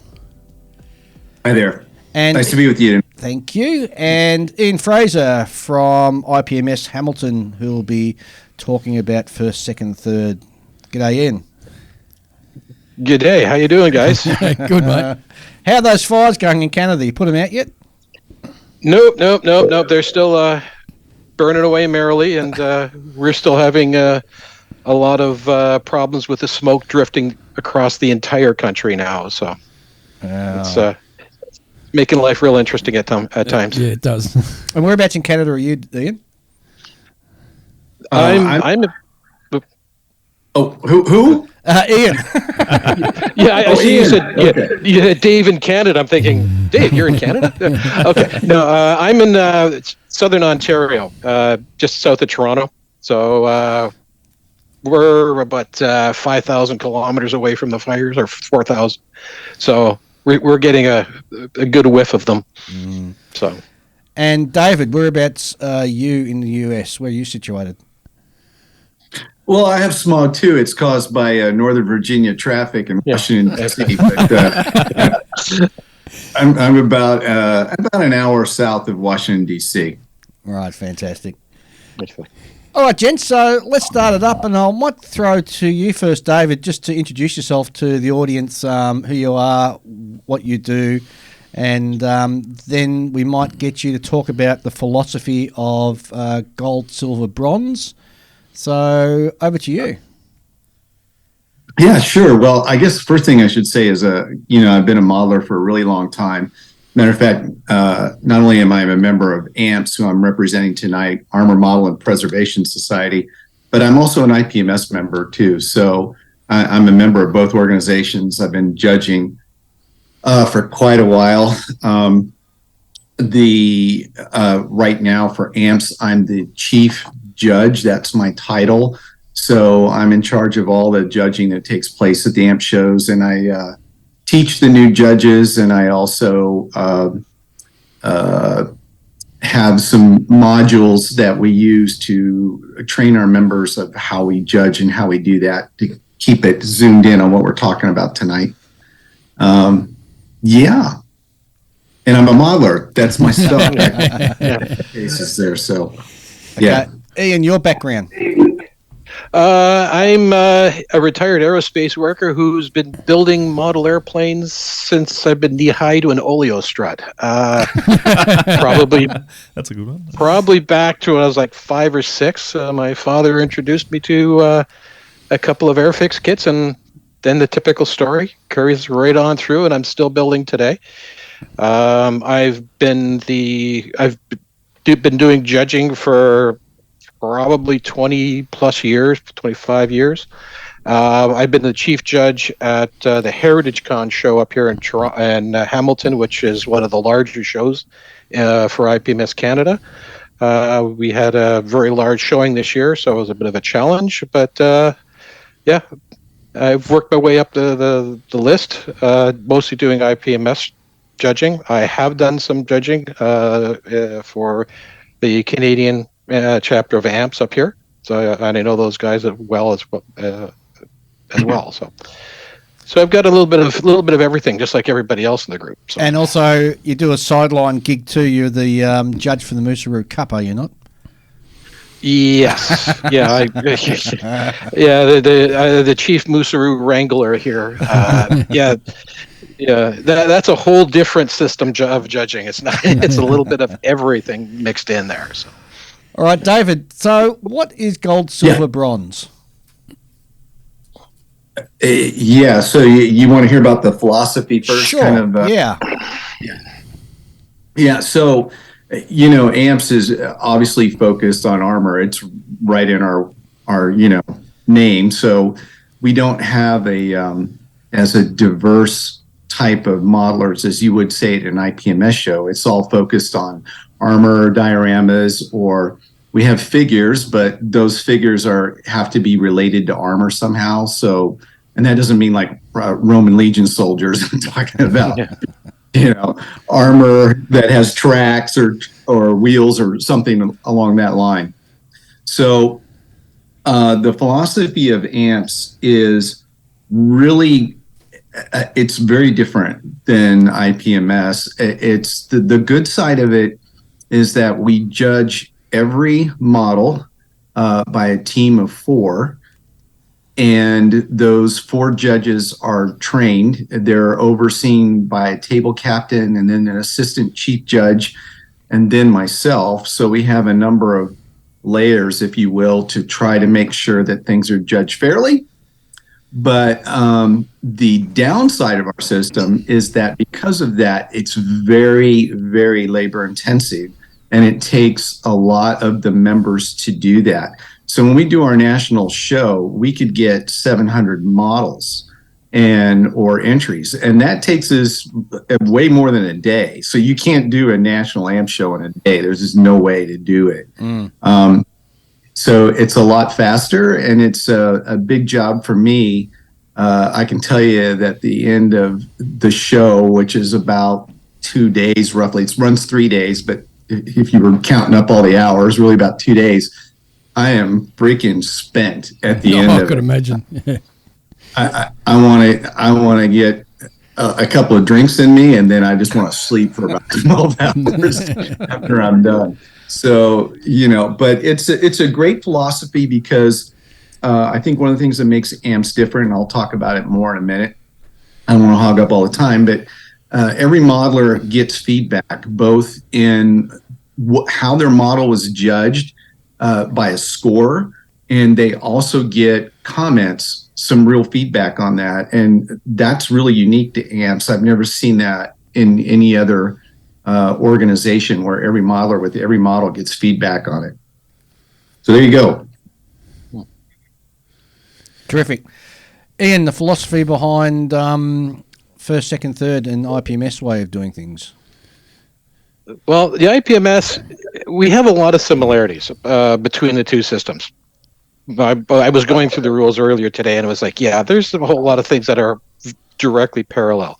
The trick is IPMS judging is mostly looking at the modeling skills of the people, and we use a system that starts off with basically everybody's got a work of art on the table, and we have to figure out who has the better work of art. It's going to be a 1, 2, 3. Someone's going to win. Someone's not going to win.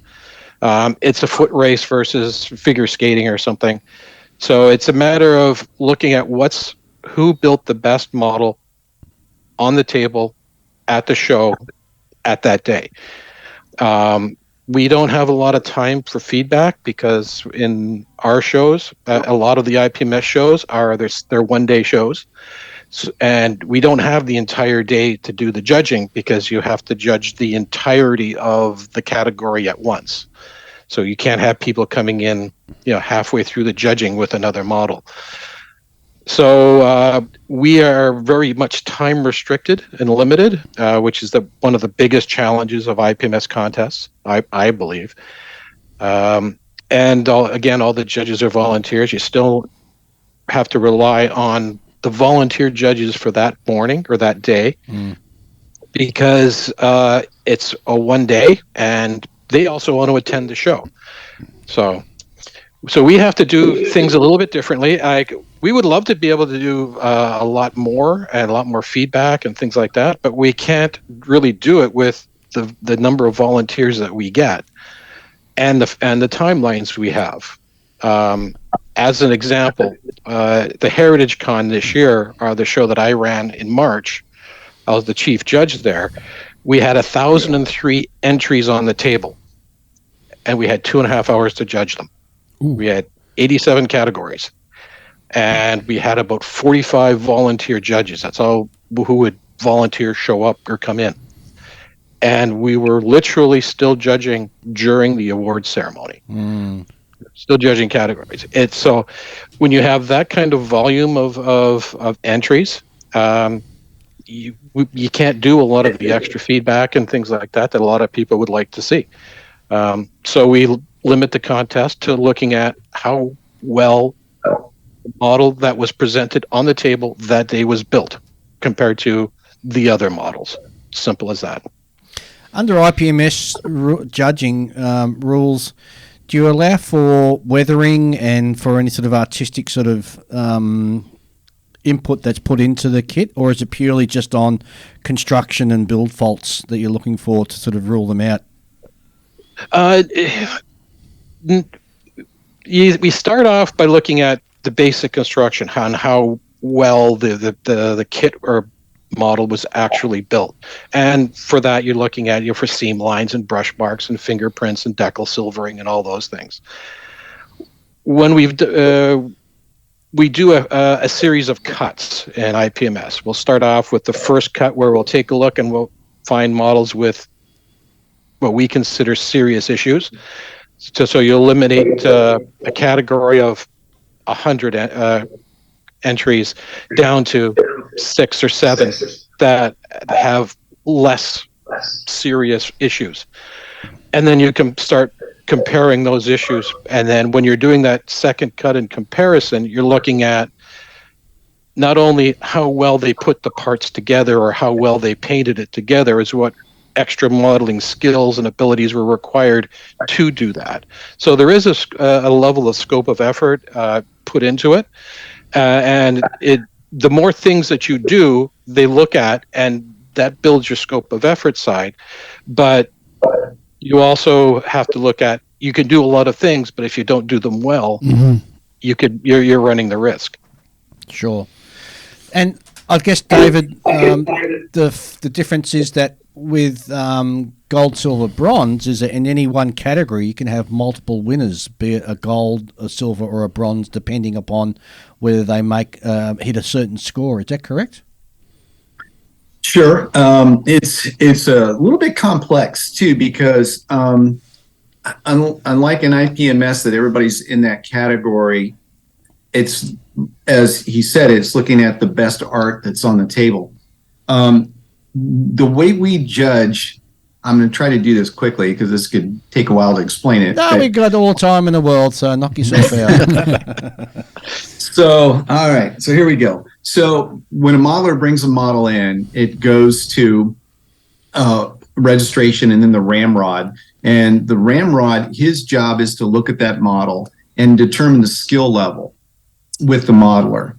And so we have juniors that are 17 years or younger, that category.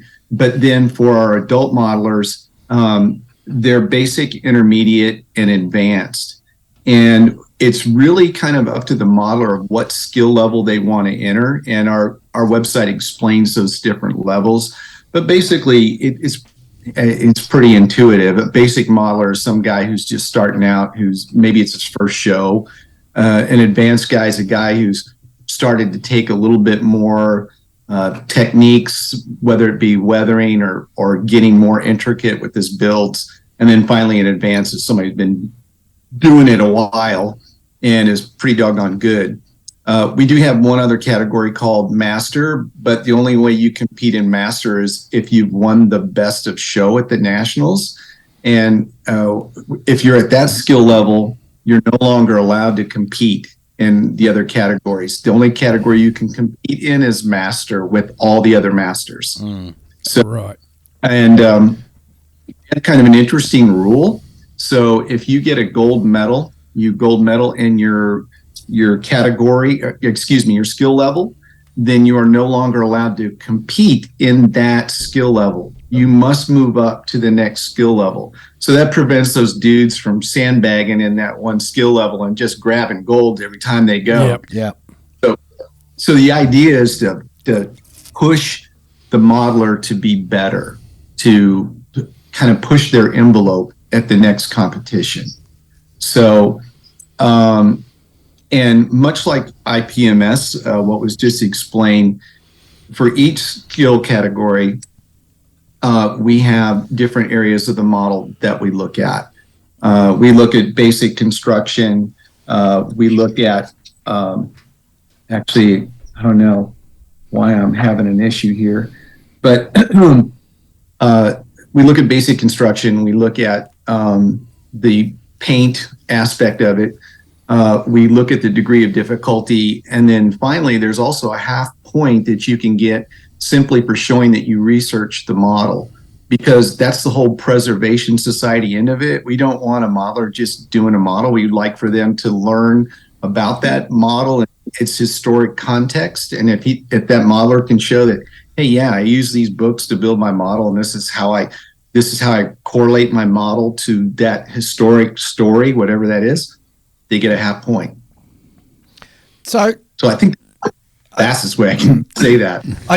So I guess what I'm getting a sense of here is that under the AMPS rules, you're not competing against the other people on the table, essentially competing against yourself. Bingo. Whereas you hit the head. Whereas IPMS, it's like the Olympics. You're competing against all the other competitors, and in the Olympics, you can only have first, second, and third. You can't have, three people who win the marathon in the first place. You're absolutely right. Mm-hmm. Exactly.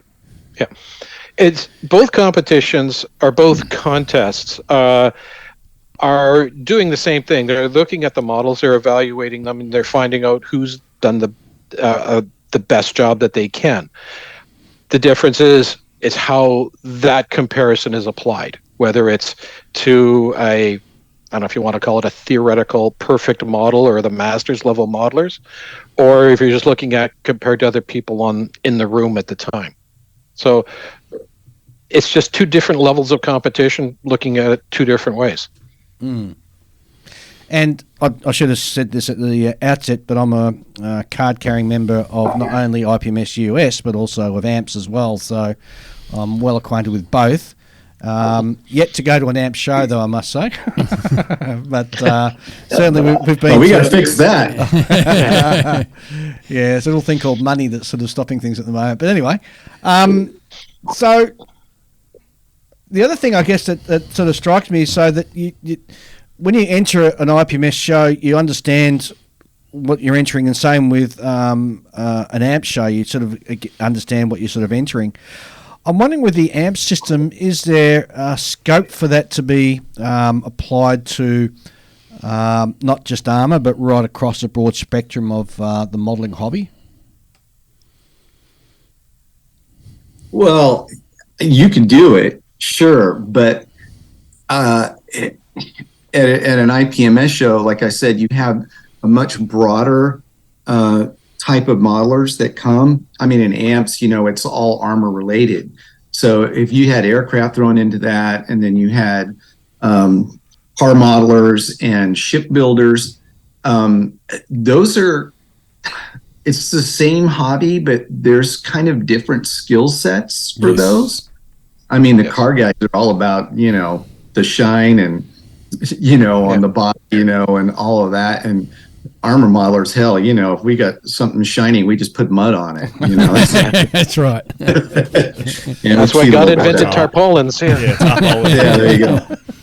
Yeah, so you could do it, but I think it would be hard. But funny you mention that too. I think there's another difference too in the shows, in that because every model has to be judged, they sit in a back room with the judges. And sometimes the modelers get kind of irritated because they're like, hey, man, I want to see those models that are back there being judged. And we're like, well, you can't see them until they're judged, because once they're judged, we bring them out to the exhibition area. So, as a matter of fact, one of the after actions from the big bosses that I work for at AMPS, they're like, hey, Dave, can we figure out a way that the models can actually be out in the exhibit area before they're judged? And my first reaction was, you guys are on freaking crack. Just trying to figure out how to do that. I mean, it's bad enough getting all the guys back in the judging tables and figuring out which models came in first and keeping that straight. So the first models in are the first ones judged, which are the first ones out. Sure. But you don't have that IPMS. It's all out there. And that's great, because then you can see all the models at any one time. Yeah, simply because we have to compare one model to the next. And again, with IPMS, we can have two candidates for first place with a similar issue, a visible seam line or something that should have been easily taken care of. But in the 1, 2, 3 system, you have to decide which seam line is more egregious. Was it easier to fill or not?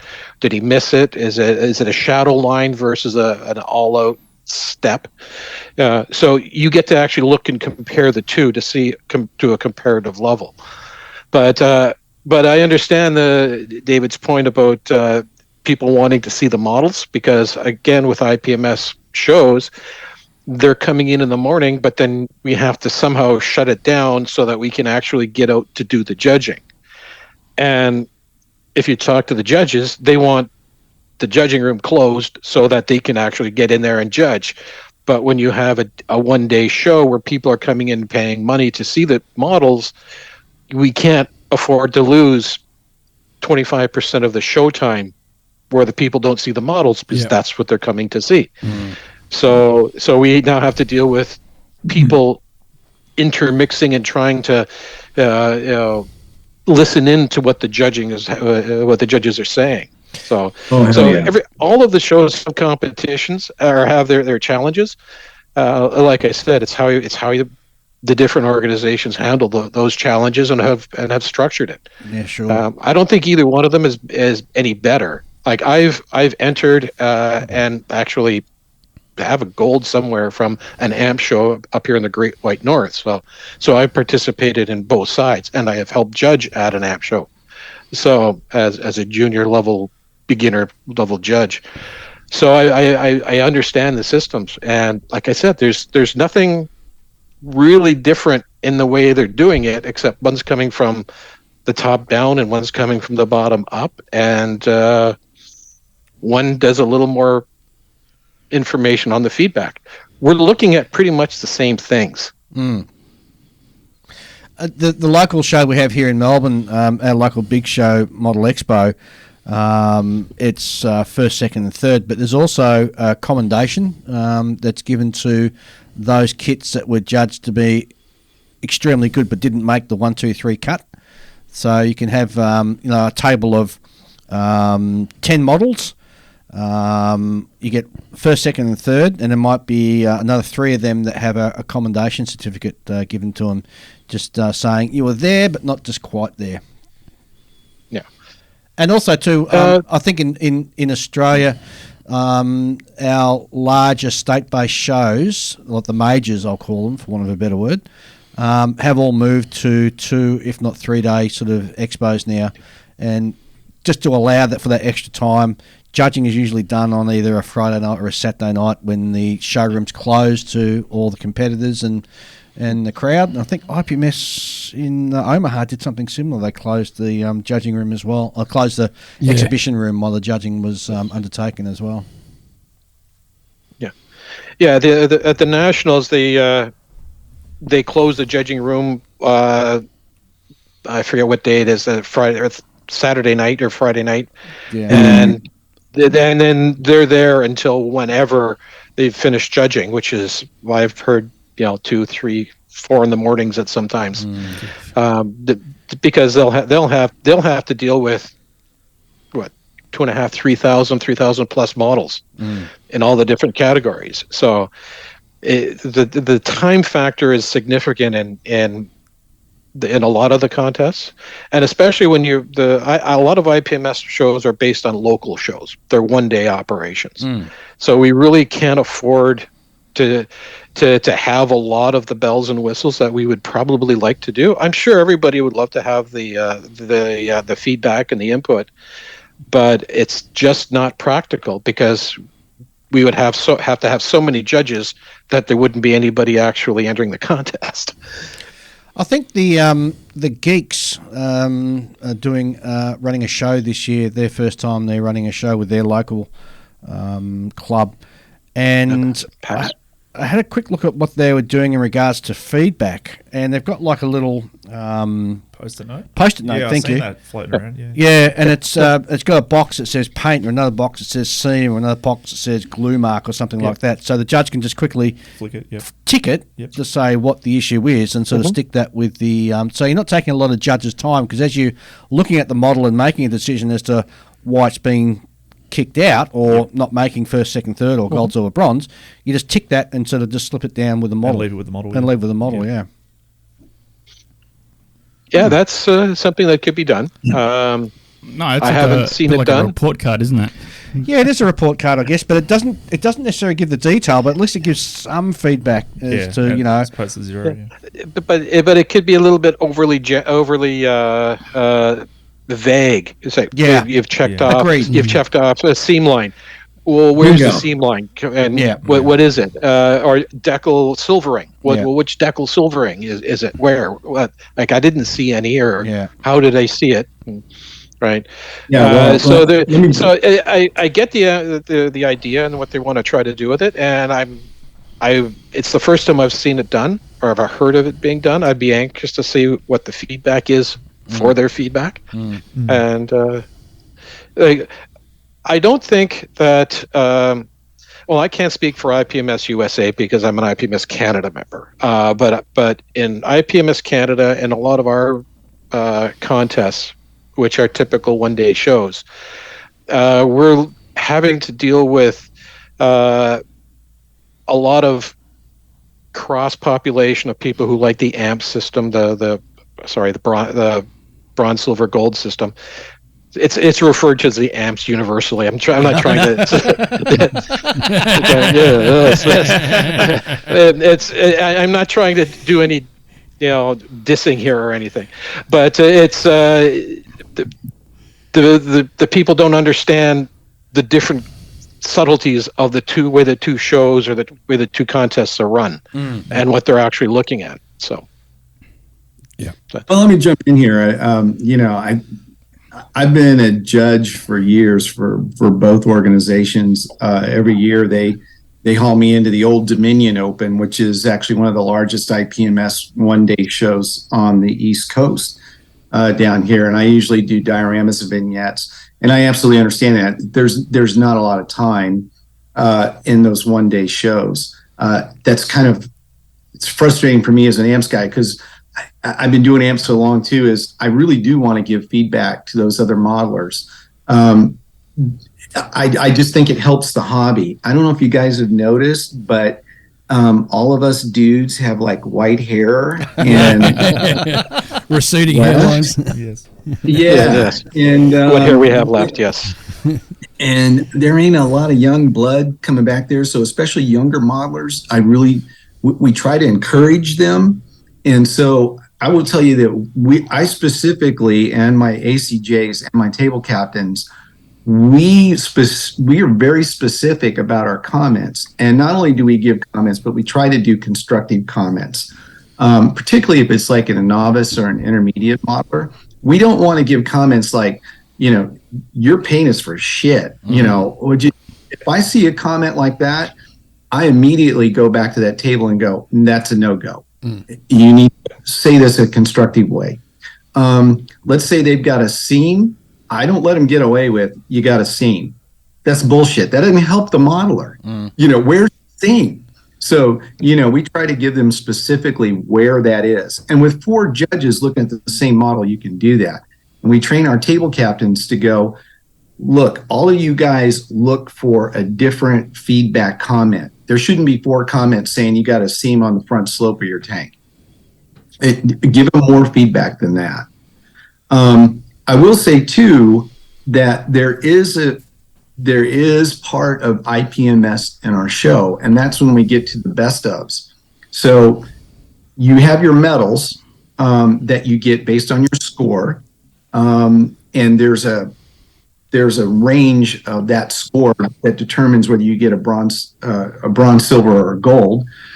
But after that, I'm back there in the judging room all the time, and then we take a look at all the high scores, and then what we do is we have a number of best ofs, like best Russian subject, best US, best diorama. I could go on. There's probably about maybe, 10 to 12, somewhere around there.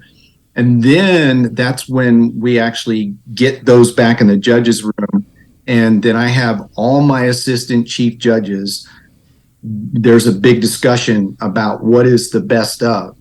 And then when we pick all those best ofs, those stay back in the judging room. And from those 10 or 12, I forget how many there are, best ofs, then the real heat comes on to find, okay, which one of these is the best of show? So that's really where we get to what's the cream of the crop there at the show. So that's kind of the IPMS part of our show, if you will, towards the end after we've gotten through the medal criteria. Yeah. You have the final first as opposed to a 1, 2, 3. Eventually, you do end up working into the same system. So, but we look at, like I said, we look at the same things. It's just a matter of how we have to present it. A lot of it's organization, a lot of time restrictions. And it also depends on the type of modelers you have in the area, right? If you have an overabundance of car modelers and very few armor modelers, the whole system seems to break down a little bit. What I'm finding in is, because you're talking about trying to encourage the new modelers coming in, the new modelers are looking at different things. They're not looking at World War II tanks. No. They're looking at sci-fi, space, and Gundams. And our systems need to be flexible enough to actually be able to cope with those genres and venues. And they have within those venues, they have their own set of criteria that, if you're going to have a show that you want to include all of modeling, you have to have a flexible system that can handle all of that. Hallelujah, Ian, hallelujah, because all the kids, all the young ones, they're building Gundams now, and Gundams, when you judge them under IPMS rules or even if you try doing other amps, you can't, because they have different rules and different standards within their own little world as to what they find as acceptable. So seams are acceptable within Gundams, whereas in any other part of the modelling world, it's not. So we have to allow for that, so we can sort of encourage and bring these people into the greater fold. I agree. Yeah, we allow Gundams as long as they're in olive drab or Panzer Gray. And we allow that. No, seriously, that's a very good point. And our organization has talked about that too, about attracting younger. So we have a category, futuristic or theoretical armor, and we've made that decision to allow Gundams in. So the idea is, let them come to the show. Absolutely, let's judge those, and maybe they'll get the spark to maybe have a Sherman Gundam at some point. We've had a couple of young ones come on board with building Gundam, and now they're building aircraft. So it's getting them into the environment and stuff. And they've it's obviously the aircraft have piqued some of their interest, and they're building aircraft now. So I think it's it's important. However we get them into the hobby, it's important to be able to find a space for them, because I think it benefits everyone. We're not going to live forever. No, we're not. See, I'd be quite happy sort of judging anything except for Gundam, because I don't necessarily understand what they find acceptable within their sort of universe. As and as I mentioned earlier on, like the seams and the joins, they don't expect on their kits for you to sort of sand over and cover all those seams and joins. It's allowable to be there, acceptable. Also, we're kind of on the back leg, to be honest, because that whole realm of models has been burning away, and we've been ignoring it for a very long time. Yep. And then you got on top of that, Bandai hold their own global tournament. For which every country, goes on to the end one in wherever I think the last couple they've held in Korea, because they recognised that even though it's a very Japanese orientated thing, most of the winners come out of Korea. Yeah. Well, I had some interesting discussions post Heritage Con this year with some younger modelers, and they were Gundam modelers as well. They also did historical subjects, but they also did Gundam. And the interesting point is that us old farts here, the traditional modelers, really don't have a real clear idea of what their genres are, because there's the ones that follow pure storyline from the original series and books or whatever or movies they had, and then there's the ones that they're up against the ones that will stylize that series, and those two groups will fight within the Gundam group. So they're struggling as well. So this is not just a universal thing here. We need to actually all work together to figure out how we can make the contests, if we want to keep them as contests, to be inclusive of all the different genres, all the different styles, all the different criteria that everybody wants to put in. Right? Unfortunately, it turns our contest category lists into the Scrolls of Abraham or something. They get to be huge. Because right now at Heritage Con we had 89 categories, and I was told that we need 3 more Gundam categories. We need to actually have a couple more categories for these things to be overly inclusive of all the different genres. So it gets interesting to see where the whole contest system is actually going to go in the future. Because as us older folks move on and move out of the contest cycles, who's going to take over, and what's it going to be, and what's actually going to be there? David, is AMP sort of looking at any sort of changes coming up into the future? Oh, well, there's some things I'm thinking about that I'm starting to see creep into the show that I'm like, okay, how are we going to deal with this one? And this is probably a whole nother podcast for you, but the whole 3D printing. Oh, now, yeah. Oh, you're starting to lose the old style modeling skills. I mean, literally, there was a guy, beautiful models, but there were 5 parts to an armor kit. I mean, suspension tracks and everything are all 3D printed. One piece. Vargas models. I wasn't going to mention, but yeah, Vargas models. Don't worry, I spent a buttload of money at last at Omaha at Vargas. Yeah. And they're beautiful stuff. Oh, they're gorgeous. We had some that we were judging, and the team's asking me, they're like, okay, what about this degree of difficulty part? And what about construction? There really isn't a whole lot of construction. You can't have gaps if there's no gaps that you have to deal with to begin with. Does that make sense? Yeah. Yeah. But the thing is that 3D printing is okay, this is my opinion, may not be representative of the IPMS systems in the United States of Canada. But 3D printing is just another form of modeling. The problem is it's the resin of the new millennium. Remember when resin started coming in, cast resin detail parts? Like, oh crap, you can't have that. Where's the scratch building anymore, right? But now resin is an accepted standard, and it's almost expected in a lot of high-level kits. So 3D printing, you still have to look at what they're doing with it. Like, obviously, the level of complexity, they score very low with levels of complexity because it's basically a snap-together kit.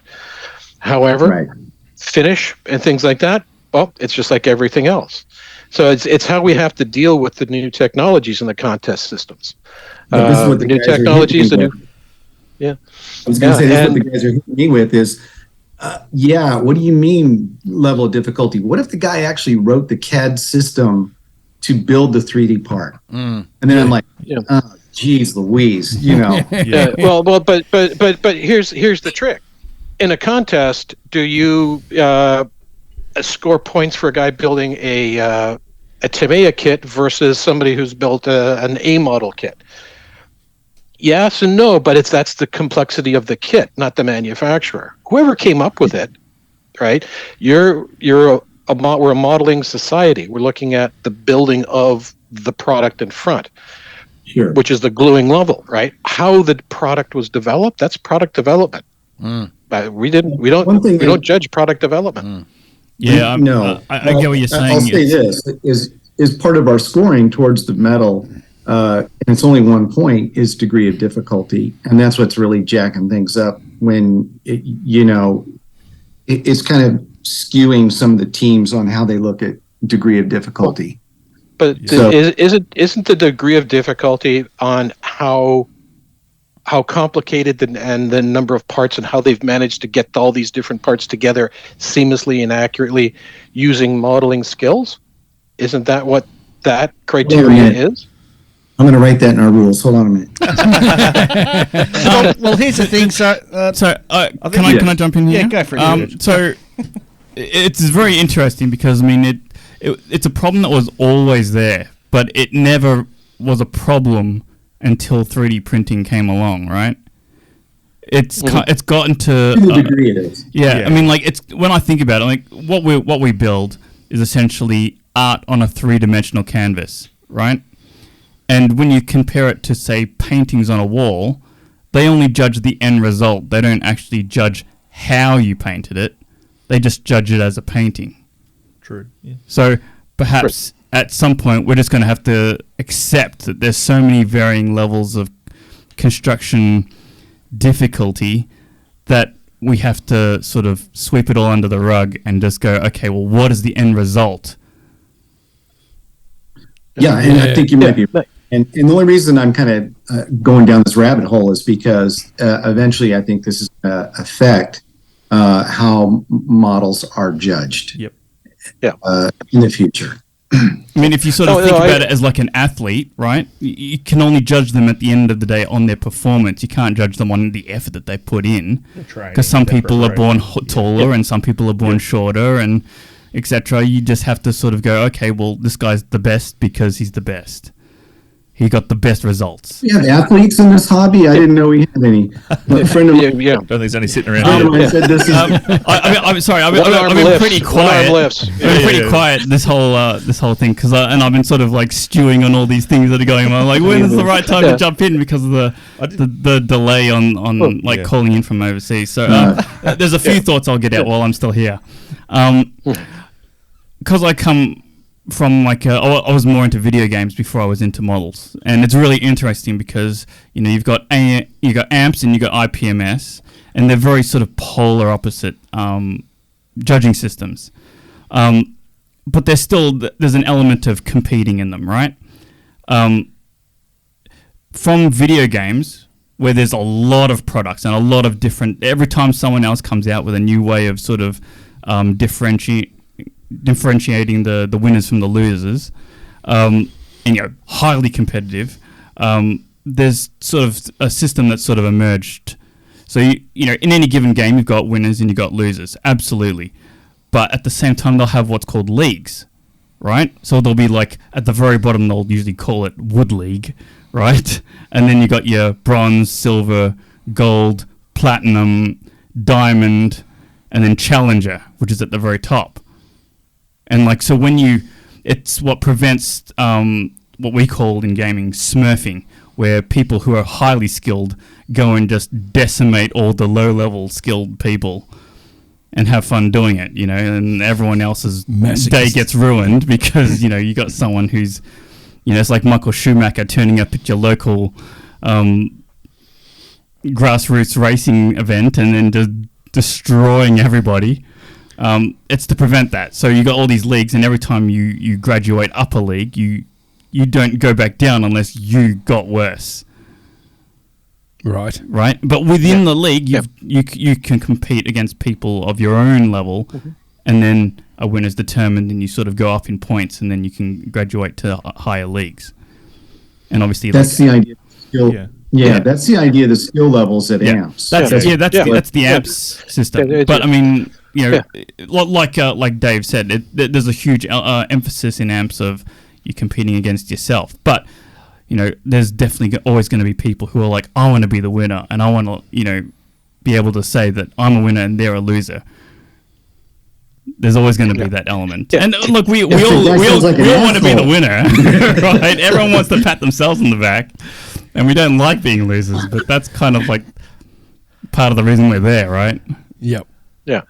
I think it comes back. Yeah. I think there's, because there's so much subjectiveness in all of this. There's no perfect system. If you find a perfect system, you're going to someone's going to smash it in. But there's I think they've both got positives, but there's no. I said it's very hard with how much subjectiveness it's in what we do to have a perfect system. Ian, you're champing at the bit to jump in. Oh, I just had. Oh yeah. Yes. Which Ian? No, I understand where you're coming from, but where I'm looking at it from is that what is the contest supposed to be doing? What are we supposed to be looking at? We're supposed to be looking at models and modelers' abilities and what they've been able to do. When we need to go back to fundamentals, because right now we've gotten into so much sidebar genres and materials and this, that, and the other thing, that we're forgetting what we're supposed to be judging and looking at. We're supposed to be looking at modelers' modeling abilities and accomplishments. Now, whether it's doing a tank in the AMP system, you're looking at how well they've built the model and then the creative aspects and made that representation that's put on the table for the judges. IPMS is doing the same thing. Well, they've done it together, but it's now compared against who else is in there. But it's all modeling skills. So when you start talking about materials and 3D printing and resin and photo etch and Gundams and things like that, what's the baseline? What's the core philosophies of this? It's modeling. It's putting plastic pieces or materials together and creating a representation or a physical miniature of what you're looking for. So 3D printing, in the AMP system, scope of or complexity of a 3D kit in the way I would judge it, it'd be very low. He's got 3 parts, snap it together, and you're done. His point system is low. He hasn't done any real modeling, right? Well, it's the same as a bust, isn't it? Same as a bust. So when people enter a bust, all you can judge it on is the painting and the finish, because the bust. And in the IPMS, when you're doing figures, there's very little looking at the construction. Yeah. That's very, very small points on it. They're looking at how well they've done their representation. Now, obviously, if there's a big seam line at an arm joint or something, the guy's not going to do very well. But if it's put together well, great, and then it's the finish that they've applied to it. So we have to look at what the basics of what we're trying to have a competition on, right? Mm-hmm. And it doesn't matter what the subject is. It doesn't matter if it's Gundam, armor, cars, figures, who knows, space sci-fi. That's true. We're supposed to be looking, we're a modeling societies. It's supposed to be about modeling. It doesn't matter what you're modeling, it's how you do it, right? So that's where I'm coming from with this. And that's what I try to push along on at our show. It's like, what's the modeling happening here, right? A 3D printed component? Yeah, great. The guy may have spent hours and hours and hours drawing it out, but you know what? Scratch Builder's going to spend hours and hours and hours drawing it out on a piece of paper before he starts cutting plastic anyway. Yeah. What's the difference? Digital or not digital? Yep. What's the difference? Yeah, I've got a bit of a question while we've still got you here. Around feedback. So I guess not so much about feedback for the models, but feedback for the system. So, it's probably 2 questions. Like, are you guys getting much feedback, about your judging systems? And secondly, like, what's the vibe, I guess, you get, in America or in Canada about the 2 systems? I think I understood the question. Yep. So you want to know the difference in the feedback? Are you getting what sort of feedback do you get after a competition around your judging style? I guess. Okay. Yeah. So here's something really interesting. Okay, something that happens we have regional shows, and they're usually one day before the nationals too. The guys have learned, the smart ones will go to the regional shows first because they get the feedback and the scores at the regional, and because their feedback is so specific. Like, hey, you've got a seam on the front slope, or you've got a paint smudge back here, or whatever. They fix that on the model before they bring it to the nationals. Yes. Yeah. So you wouldn't have got that. Yeah. You wouldn't have got that in an IPMS show. I mean, because there's just no time to do that. So I don't completely disagree. If the modeler is interested in improving, and I've had it happen to me, I spend the next 3 hours after a show answering questions from modelers and saying, what can I do better? What can I do differently?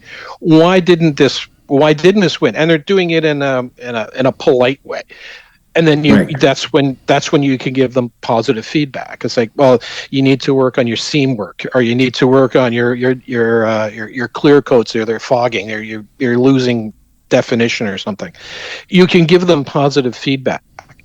Right. But in IPMS shows, there's not enough time for the feedback. But the people who are interested are gonna come and seek out the judges, and we encourage them to seek out the judges in a polite manner and ask, why didn't this win? What can I do different? Is there anything?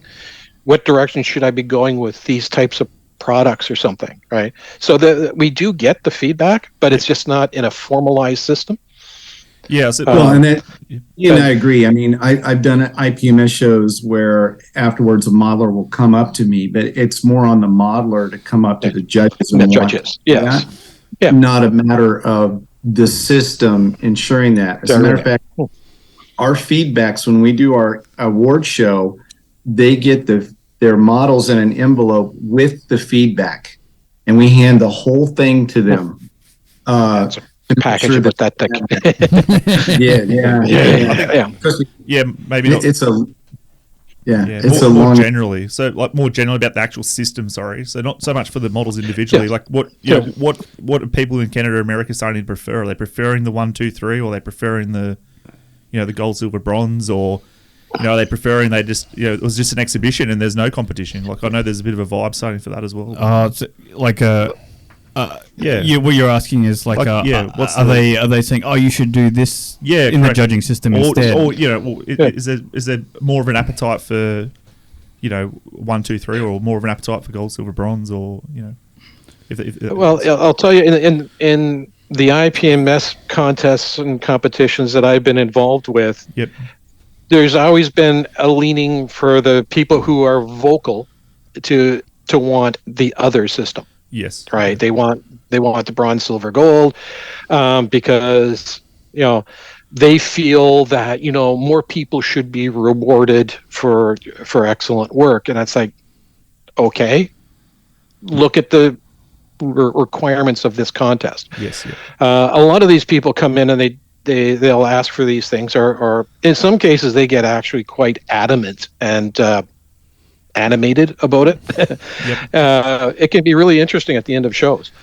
But it's a matter of what the system is, what the criteria that we have to deal with in terms of time and facilities and volunteers. In IPMS, it's usually local shows or local clubs that are doing the show, and the volunteer base is generally smaller. In any club, I don't think you're going to have 30 qualified IPMS national level judges. You might get one, maybe two, but you're not going to get a ton of them. Whereas the AMP system, because you don't have as many shows and they're larger shows, multi-day shows, when you have a much more extensive training system involved, you can do the bronze, silver, gold with feedback. That system works for the criteria of the show. But if you want a show and the club can only afford a hall for one day instead of 3, this is what you're going to get. Yeah, definitely. I think you nailed a really important point there, which a lot of modelers are very competitive in competing. Until they've actually volunteered, on a committee or part of one of these clubs, they don't realise the logistics and that volunteer base as well. The work side of it, and it's finding an important balancing act between what you deliver on the front end and what's happening in the engine room behind the scenes. Mm-hmm. And Ian, you made a good point too about costs as well. Yeah, costs. Yeah. I mean, Lord knows it's not cheap hiring a hall these days, and it can cost thousands just for one day. Yep. I mean, and I'm thinking back to what the geeks are talking about, and I think for them to hire their hall, it's $6,000, which is it's for a small club. That's a sizable amount that you need to recoup. And try and get back, and that's even before you think about the awards and the cost of those, and you can ameliorate that cost by having people pay sponsorship. Thank you for the particular category, but vendors, but still the same day, just to try and scrape back $6,000 just for the hire of the hall, without forgetting about everything else. Well, and depending on your location. In Canada and the United States, a big chunk of that, 6,000, and it's a lot more than that in some cases, is insurance. Right? We have to, all these clubs now have to carry liability insurance, and that's not cheap. Right? No. So the cost we don't carry any insurance. We pretty much say come and model at your own risk. It's dangerous. And we actually. We're thinking about, for best of show that we're going to do a cage match where they each get in with a hobby knife and go for it. Yeah, and we put them in a room, and the guy who comes out who's less bloody wins. We really like that down here because it's the I think that'd be a great idea. The problem is when you get the spectators getting into a brawl and somebody gets injured there. The lawyers will be just lining up in their limousines outside the door. That makes it more fun. Yeah, definitely. Definitely. It'd definitely be a very dynamic show. I guarantee that. I think that'd be a great subject for one of your other podcasts. Cost of shows are not cheap. Our organization, particularly since it has to be multi-day, I mean, I jokingly said maybe next show it should be in my basement, and we'll just have shifts where guys come down to my basement. You know, it's a very real problem around the world. That affected the big model expo and the figure world. They had to stop doing it because it was just so flippin' expensive, you know, to do it as often as they were. Yeah. Sometimes you can get lucky, and I have to admit that Hamilton is lucky because we hold our show in the museum, and we are actually a fundraiser for the Canadian Warplane Heritage Museum. So technically, it's their show that IPMS Hamilton runs. So they pick up the cost of the facilities and the space and the tables, but they also get all of the money. All the earnings goes to them. So it's a matter of what the shows are actually going to be trying to accomplish as well. Well, the reason for shows is promoting the hobby. That's what it basically comes down to. Yeah, but if a club goes bankrupt for running a show to promote the hobby, that didn't really work that well. Yeah, I'm thinking back to years ago. I was in a IPMS show in San Diego, and they had it in the Air and Space Museum in San Diego. And everybody thought it was a great idea until they forgot that the American public knows nothing about the modeling hobby. And to my horror, I came back in, and there was a 5-year-old running with somebody's plane and actually and everything. This guy was freaking out. And I don't even want to tell you what he was calling this little kid. But, we all have stories like that for shows, different competitions and things. Yeah. It was a horror story. It was awful, but it was a good idea. I think that there's that's going into the future where we may face smaller crowd numbers. It does help if a judging system caters well to low numbers, don't you think? I mean, like something that can get off the ground at the grassroots level, you know, where people are newly getting into the hobby, you know, because, you know, we've seen like growth in Eastern Europe a lot of the time lately in the last decade or so, right? It'd be helpful if you're in an area where there's not a whole lot of modeler saturation in the population, that you can actually get something off the ground for cheap. Well, the IPMS system works reasonably well for that, simply because you don't need a lot of overhead for our system, because we don't need a huge volunteer base for the judging and things like that. That's why a lot of the IPMS shows are one-day shows. They started off as a lot of the shows up here in Canada started off as a local hobby shop decided to have a model contest, and they've expanded to be quite significant shows up here. So, you know, that possibility is there, and I think it's good for all of these other venues and clubs to do the small one-day shows to generate the interest, to generate the buzz in the society. So I think it's available to people, but again, now you're having to deal with volunteerism. You need a lot of people to volunteer a lot, and it's not just time commitment. On a lot of these shows, there's a lot of people who put out cash out of their pocket to do it, and they'll never get it back. And God bless them for it, but they can only do it for so long. Yes, I don't know how many Bill Gates shows have been run these days. So. Elon. Gentlemen, that's been wonderful discussion. So I'll just throw to you, David, for perhaps a closing statement or comment, and before we wrap this up.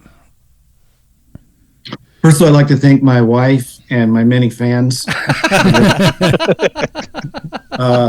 Actually, no, she's gone to bed. So forget thanking my wife. She will listen to this. She heard that. But no, I want to say thank you so much for allowing me to come on. And I know I joke around a lot. That's my personality. If you get to know me, that's the way I am. So I may never be invited back, but that's okay too. But you know, AMPS, we're always looking for members, and internationally too. It's primarily an American thing, but we do have a European chapter. And when Love to have the Aussies. I love your guys' accents. You man. do It's have an just Aussie chapter. You do have an Aussie You chapter, do have an yeah. Aussie chapter. I love it. Yes. So anyway, you can go on our website. We have an AMPS website, and you can prowl around there. It's very easy to become a member there.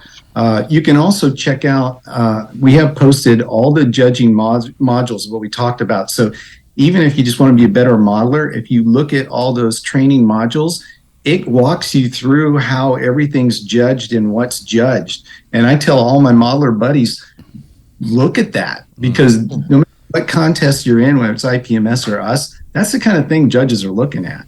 And you'd be surprised how many guys don't do that. But when they do that, they're like, Dave, I looked through your training and that, and holy crap, man, I caught all kinds of things on my model before I went to the show.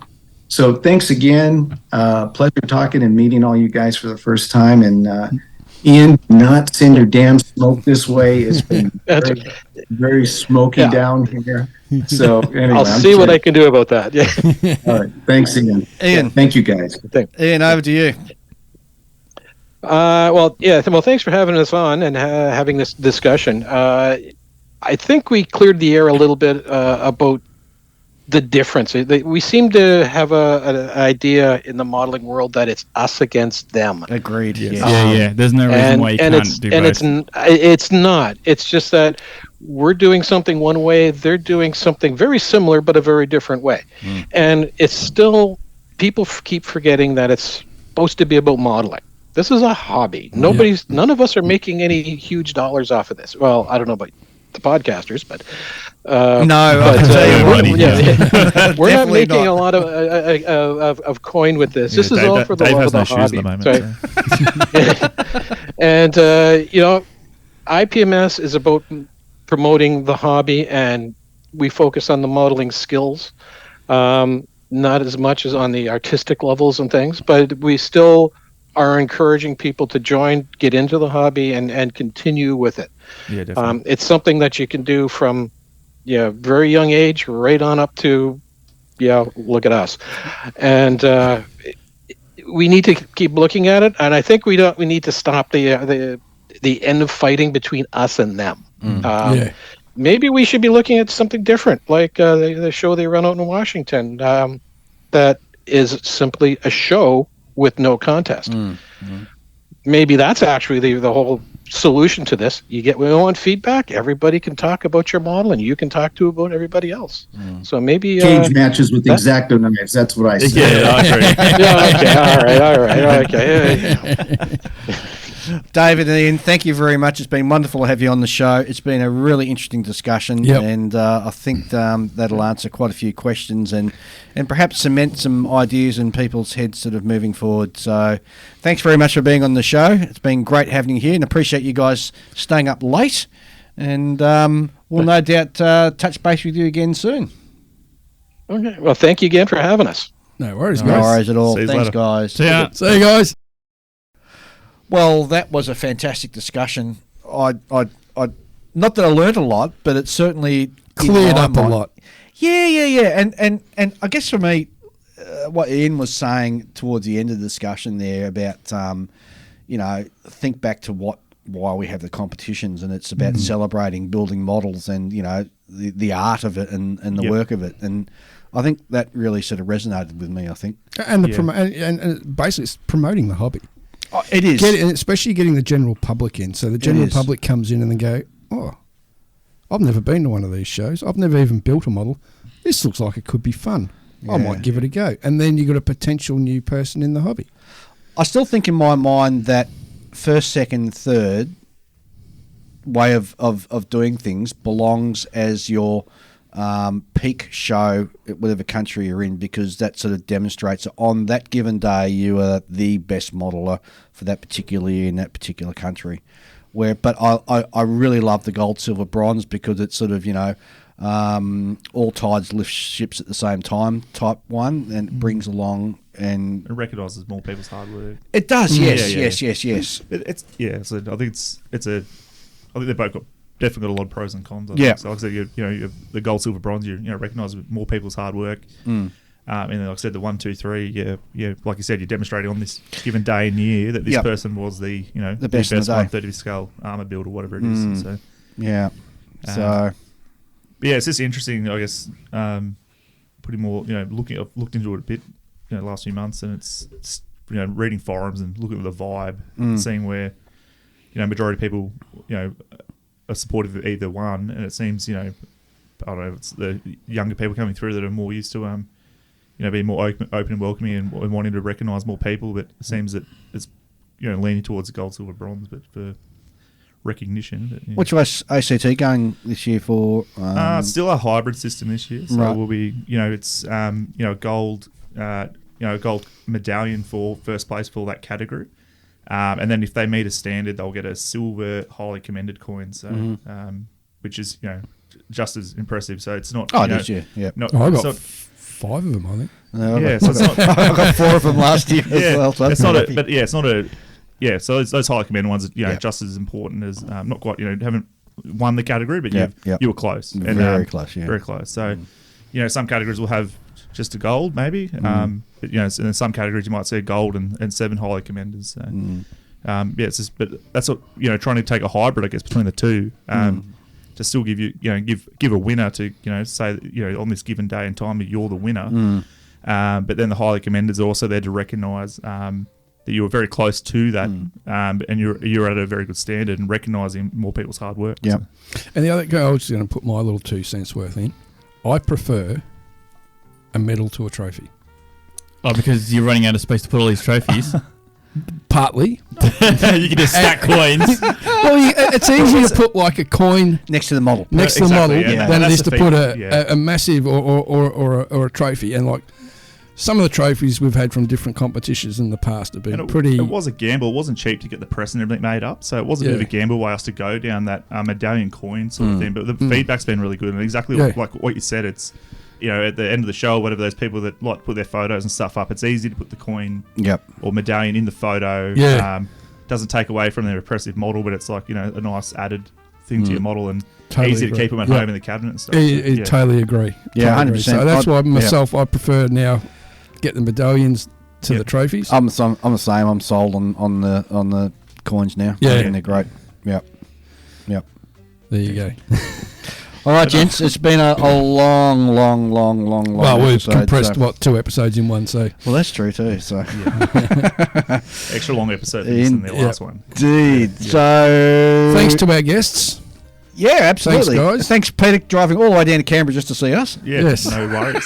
Thanks for letting me get on and plug our show and stuff. No problem. Not a problem at all, mate. Yeah, but like I said, hope to see as many people as we can in November for our event. And sure.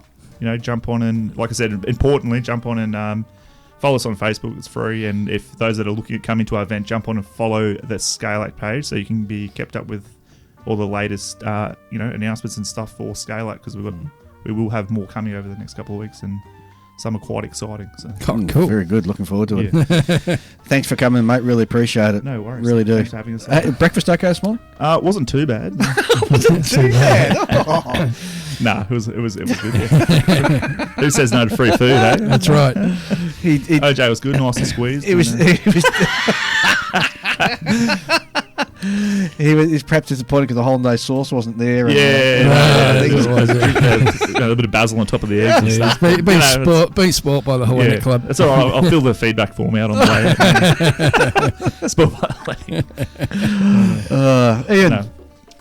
Have a good one, guys. Enjoy your modelling. Yep, see ya. Yeah, thanks, guys. Yeah. No worries. Thanks very much. And we'll be back in a fortnight. And don't forget, there's a whole heap of other fantastic podcasts out there to listen to. Yes.